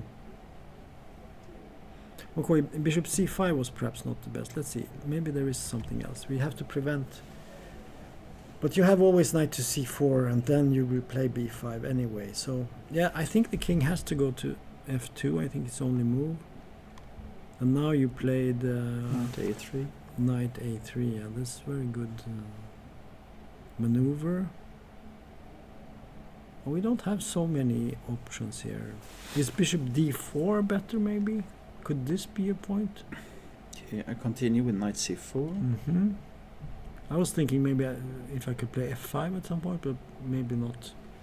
I don't know. Now we protect b2. That's important. Mm-hmm. I agree. Let's Maybe. do this just for fun and see what happens. Okay. And bishop c6, if I continue with my idea. Mm-hmm. Which is strong, of course. I don't know.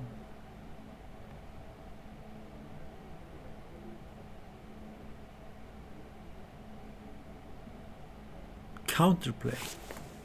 d2. Bishop a4. Oh, you have this thing again. Is there some difference?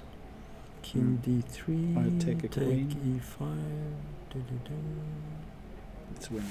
It should be winning, yeah. Okay, so leave bishop g4, you have d2. So bishop c6. Yeah.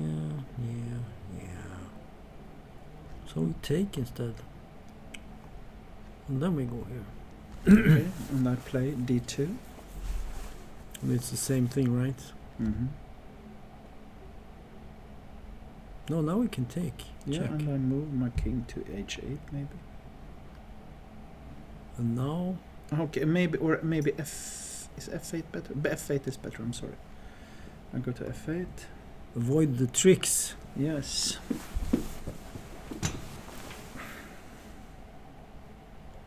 And if we go here, you go here. Yes.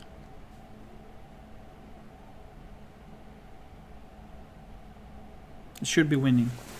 It should be winning. Yes, it should be winning. Is there any hope here? No. If this pawn had been the wrong color on here, maybe some chances, but I don't know.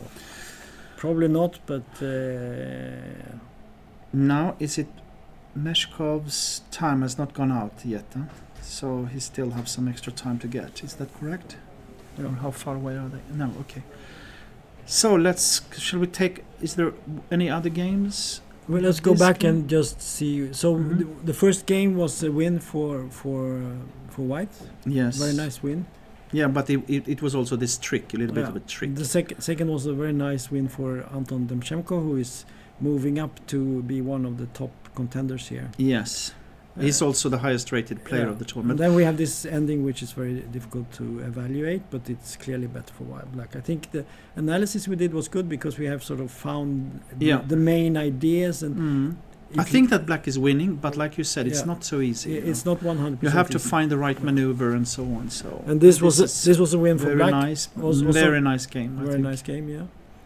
Mhm. And then we had this draw was not so interesting. No, and not The- the less. this Next one draw was not so even less interesting. It was interesting in a way because Mhm. it showed us this thing with computer analysis and Yes. so on, Yes. and the importance of. Okay, we're not looking at that. We're looking at this one. So let's see what happened. Something has happened here. Rook a6 was played. Mm-hmm. Rook d5. Yeah, Mm-hmm. wisely putting the rooks Mm-hmm. so they can be forked on the b6. No, he moves away from the immediate forks. Mm-hmm. King g4 and b4. King f3. Yeah, this should be winning now, I think. Don't you think? A little bit strange that he played like this, because now he can play rook b5 also. You know.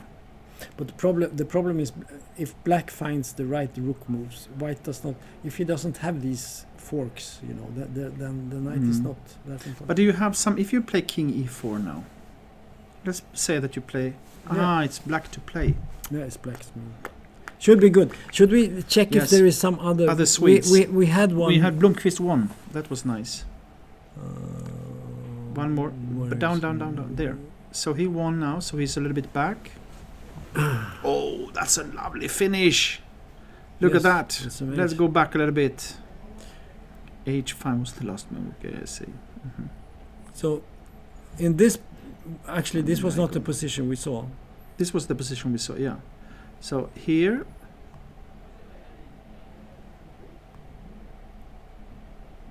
Okay. Did you see that move? And now, because if you take on a, you have a checkmate on D1. Yeah. And now the computer says that this is an equal game. But equal, it can be equal in many ways. Some positions are more equal than others. Yes, you could say. Paraphrasing George Orwell. Yes. Yeah, but okay, bishop d3, for example, is that a move? Then you rook c7 is annoying, maybe. So that's his point. You play rook ab8. Now white is slightly better. Point to the queen up. Okay. Bishop d3, rook c7. So white is creating problems. Okay, what about the check on b6? Then rook 1. Okay, I see. This is extremely difficult to play, of course, in real life. And it should be mentioned that this Indian international master, 35 seconds left. Has only 35 seconds for over 10 moves. And that is very difficult. So play G6, okay. G6. Yes. Okay. Rook 1, C5 was played here. And here he makes the final mistake. He should play A5, but I mean, how do you find it? Of course, A5. I saw it immediately. No, I didn't. I'm just joking. I guess the idea is open up. Open up. No, but it's logic. I think it's logical. Because if you take with the pawn, you can go in with the rook. If you take with the other rook, you can lose one rook. Yes. So, but that's he played a much more natural move, and this is it. And now on G6. Huh? Now comes a shock. Yeah, because you cannot take the queen because you have mate in two ways. You can make the pawn mate, which is perhaps the most nice one, but there is also rook mate. That is okay also, I think. Yes. Yeah. The problem is which one to choose. But okay, let's go back. So what did he do after this? And if he takes back with the bishop? He took. Okay. Queen h4. Yeah, putting up the pressure. Now he should play e4, but I mean this is just impossible. He has no time left. He played queen f8. Took on a7 or? No, he took on e2. Okay, safety first, we call that. Okay. Rook b6, rook a7, rook d6, rook d8, rook c7. Okay, h5. And that was a shocker. Yeah. But I think it was sort of expected. Yes. Yeah, mate. Okay, very good. Good. So we have him back. And what about Falkeval? He's two steps down, playing against an international master. Actually, Axel has, he's played 3 grandmasters already, so he's on track for a grandmaster norm if he can continue in this path. And this looks very promising, doesn't it? I think so. I mean, he's threatening just to take the pawn and then go to b1 and get a new queen. And what's White doing? b6, you just take. And then you take a new queen. So, and bishop e4. Then you take on b5. Rook takes c2, bishop take, and then... okay, maybe some small chances, actually. This is the best. This is the only move, huh? And then my idea was if you take... Then you I take back... You could take on D4. You take on D4. No, they check on C6. Oh, yes, okay. So take. But now you can go here, right? And then bishop b3 draw. Is it a draw? Yeah. Okay. No. You can play king to c6. No. I was thinking about king e6. Extremely stupid because then the king g3 and you're losing. But I was thinking, oh no, now it's a draw. And king f4. You can play this. Maybe, okay. What do you do? But okay, go back. Let's see. Position. What is the... Okay, so bishop e4. take on b5, take on c2. Let's take a look at this position, okay? Take here. Can't you just play some simple move? Like what? These pawns on black squares should be possible. Yeah, bishop b3 is... But, no, I want to play this move. Okay. Simple chess, I call that. Bishop e4, rook b4. Any That's other a move, good rook That's a good d5. move. That's a good move. I like this. This wins.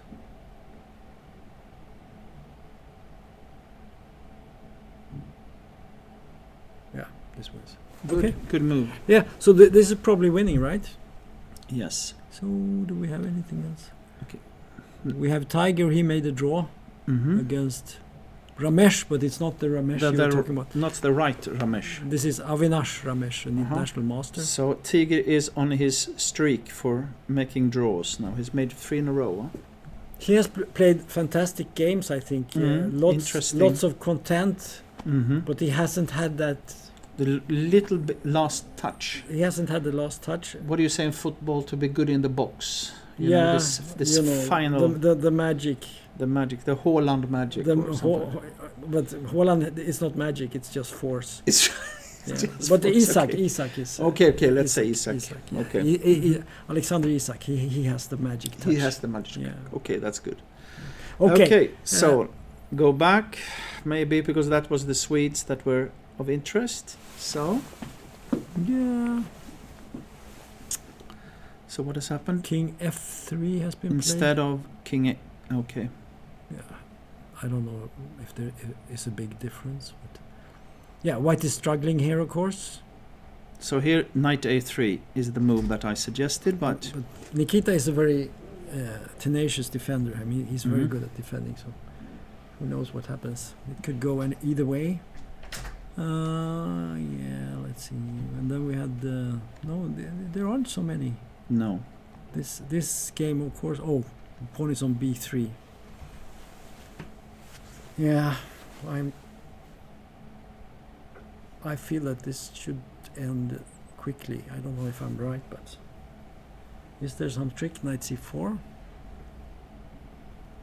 Okay, let's say that you play rook to b1. Yep. How we go here? Let's say. Knight to c4. Yeah.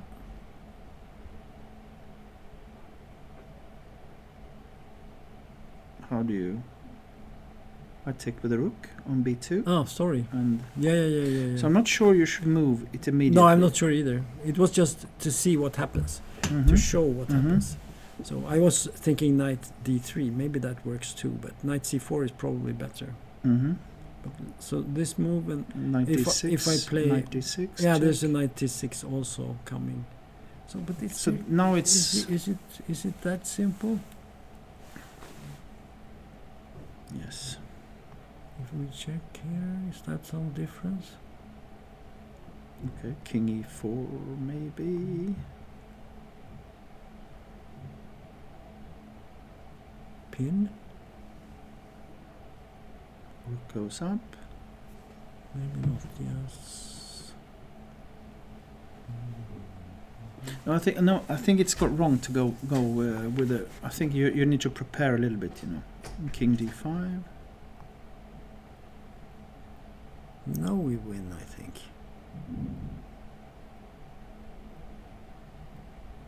Maybe rook here.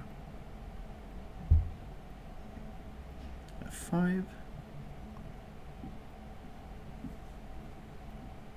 Mm-hmm. I don't see you can win this actually.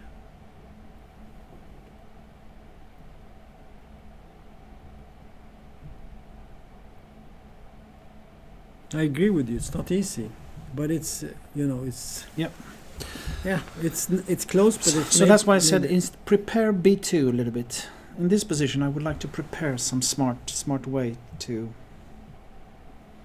maybe rook c8 maybe.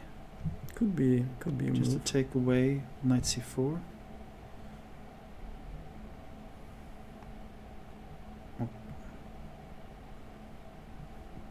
Maybe you can play some rook c3. Mm-hmm.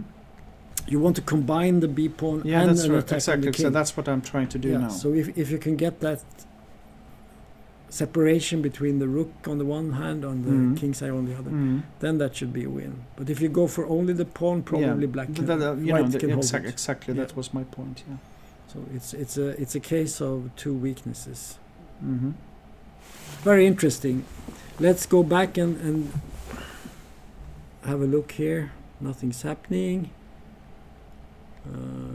Actually, there are stuff happening, but Really? King. Aha! bishop c5. Bishop c6. Bishop He didn't c5. play this knight a3 in this. Huh?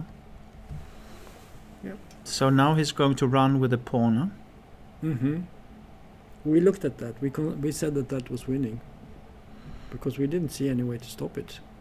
What can you do? Mhm. b5 and then? How exactly is the pawn going to be stopped? I don't see it. Then he has to take on c2 at some point. Exactly. But I think one problem is, okay, and that's maybe it's a good move. I don't know. I don't think it's one of those moves you can always play and wait a little bit. I mean, white can't do anything here. Yeah. Okay.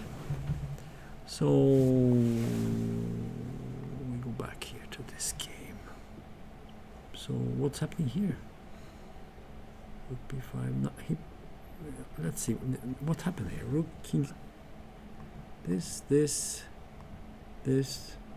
He didn't play rook b1. Or Played knight c4 and then rook c5. No.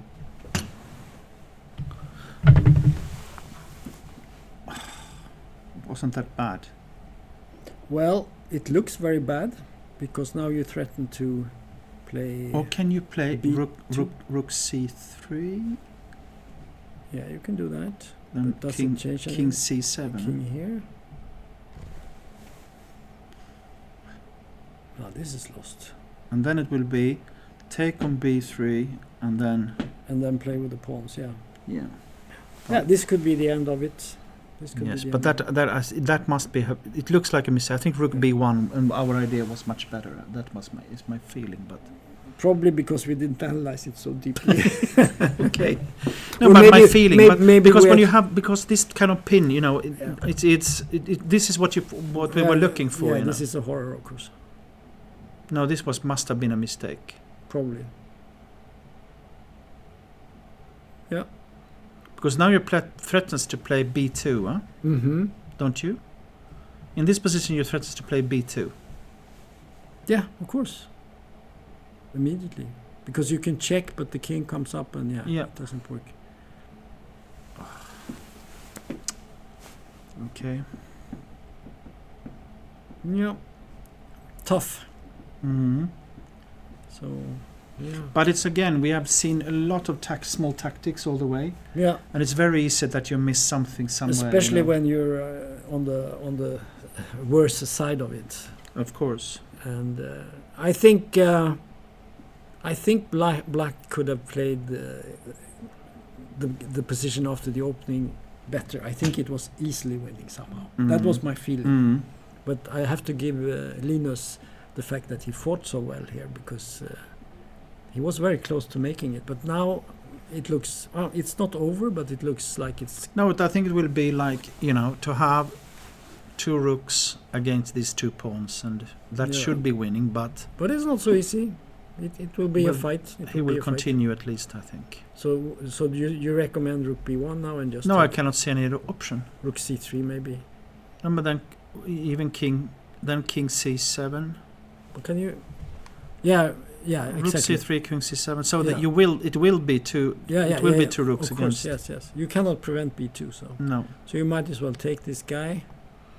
Here. And now the question: what do you do now with white? Do you just wait, or do you? then it's a certain loss, I would say, isn't it? Black, of course, only needs to exchange rooks here, and then it's immediately winning. Mhm. So the question is, how do you place your Exchange. how do you? Yeah, it should be winning. My instinct says Yes, it's not even difficult. He to played win. rook c3. Yeah. played rook c3. And now king c7, I guess. Mm-hmm. Is it the only move?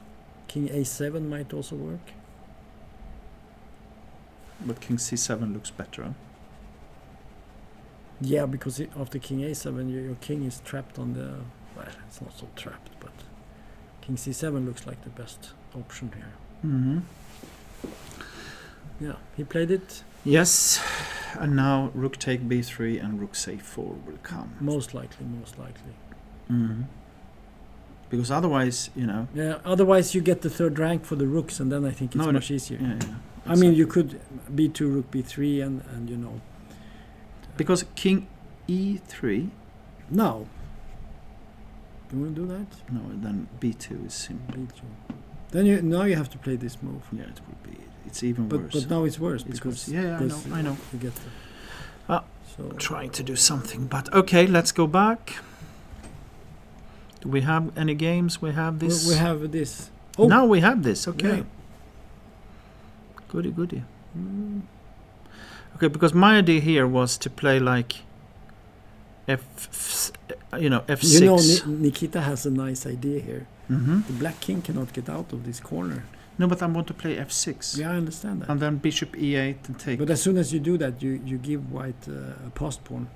Yeah, but if you have... Maybe it doesn't matter, I agree. h5. I think in the end white will lose due to the h5 pawn. This is the big weakness. Mm-hmm. And he can create some... No, I would some attack. Yes, here I would play b5. Yeah. Why not? You don't have to, though. You could do something else. No, but b5, b4, just to get the bishop back. Okay. And then you can go... Yeah. Sorry. If you have but I don't to. think that's the way to win. Well, maybe it is. Maybe it is. Yeah, this should be winning. Because king e3, b4, bishop c1, b3. Yeah. So let's say we just make a move to see what happens here, and probably the bishop goes back here. Mm-hmm. And b3. You play b3. Yes. Shouldn't you bring the king out okay, first? maybe you should... Yeah, actually, maybe you should wait. Or you can... My idea was... Why not this? Okay. Or maybe you can play here, and then you have f5 and take the h6 pawn. But and then, but the e4 is falling, of course. So as soon as you play, maybe you can. No. So that's why I wanted. If you go back, instead I want to play. Go back with the king. I want to play f6. That's the point. I want to play f6. Either now or maybe this instead. Actually, I wanted to do it much earlier. Let's play in this position. You play f6. That was my idea. Okay, take. You're going to play bishop e8. Yes, that's what I'm going to. I do it now. I take. And play bishop f3. h5.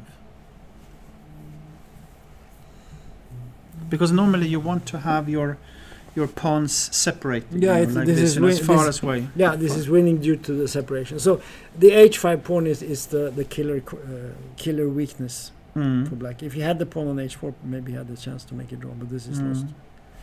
So I think I'm convinced about that. What do we have here? We have this guy still. Did Jon Ludwig win? No, he lost. Jon Ludwig lost. Oh, that was a shocker. Okay. Things happen, in chess tournaments. They do. So b2 has been played. King d4. What is that? No, it's the resign. He resigned and he put the king on d4. So this was resigned. Yeah, he made a mistake because he shouldn't have played king e3. He should have taken the pawn, but it's still lost. But he resigned here. That is what happened. And then they put the king on d4.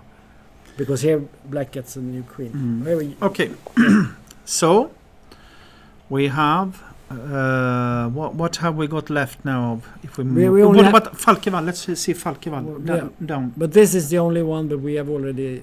If he plays decided correct, that- if he plays correctly now, Yeah, I think but it's a little I bit think critical. he will. But okay, let's see if Falkeval is winning. Blomqvist won. That's great. Falkeval still playing. But this is what we analyzed, isn't it? Not exactly, but yes, this will. This is winning, as No, we okay, already but- decided. Okay, but does he want to take with the bishop on c2 maybe? And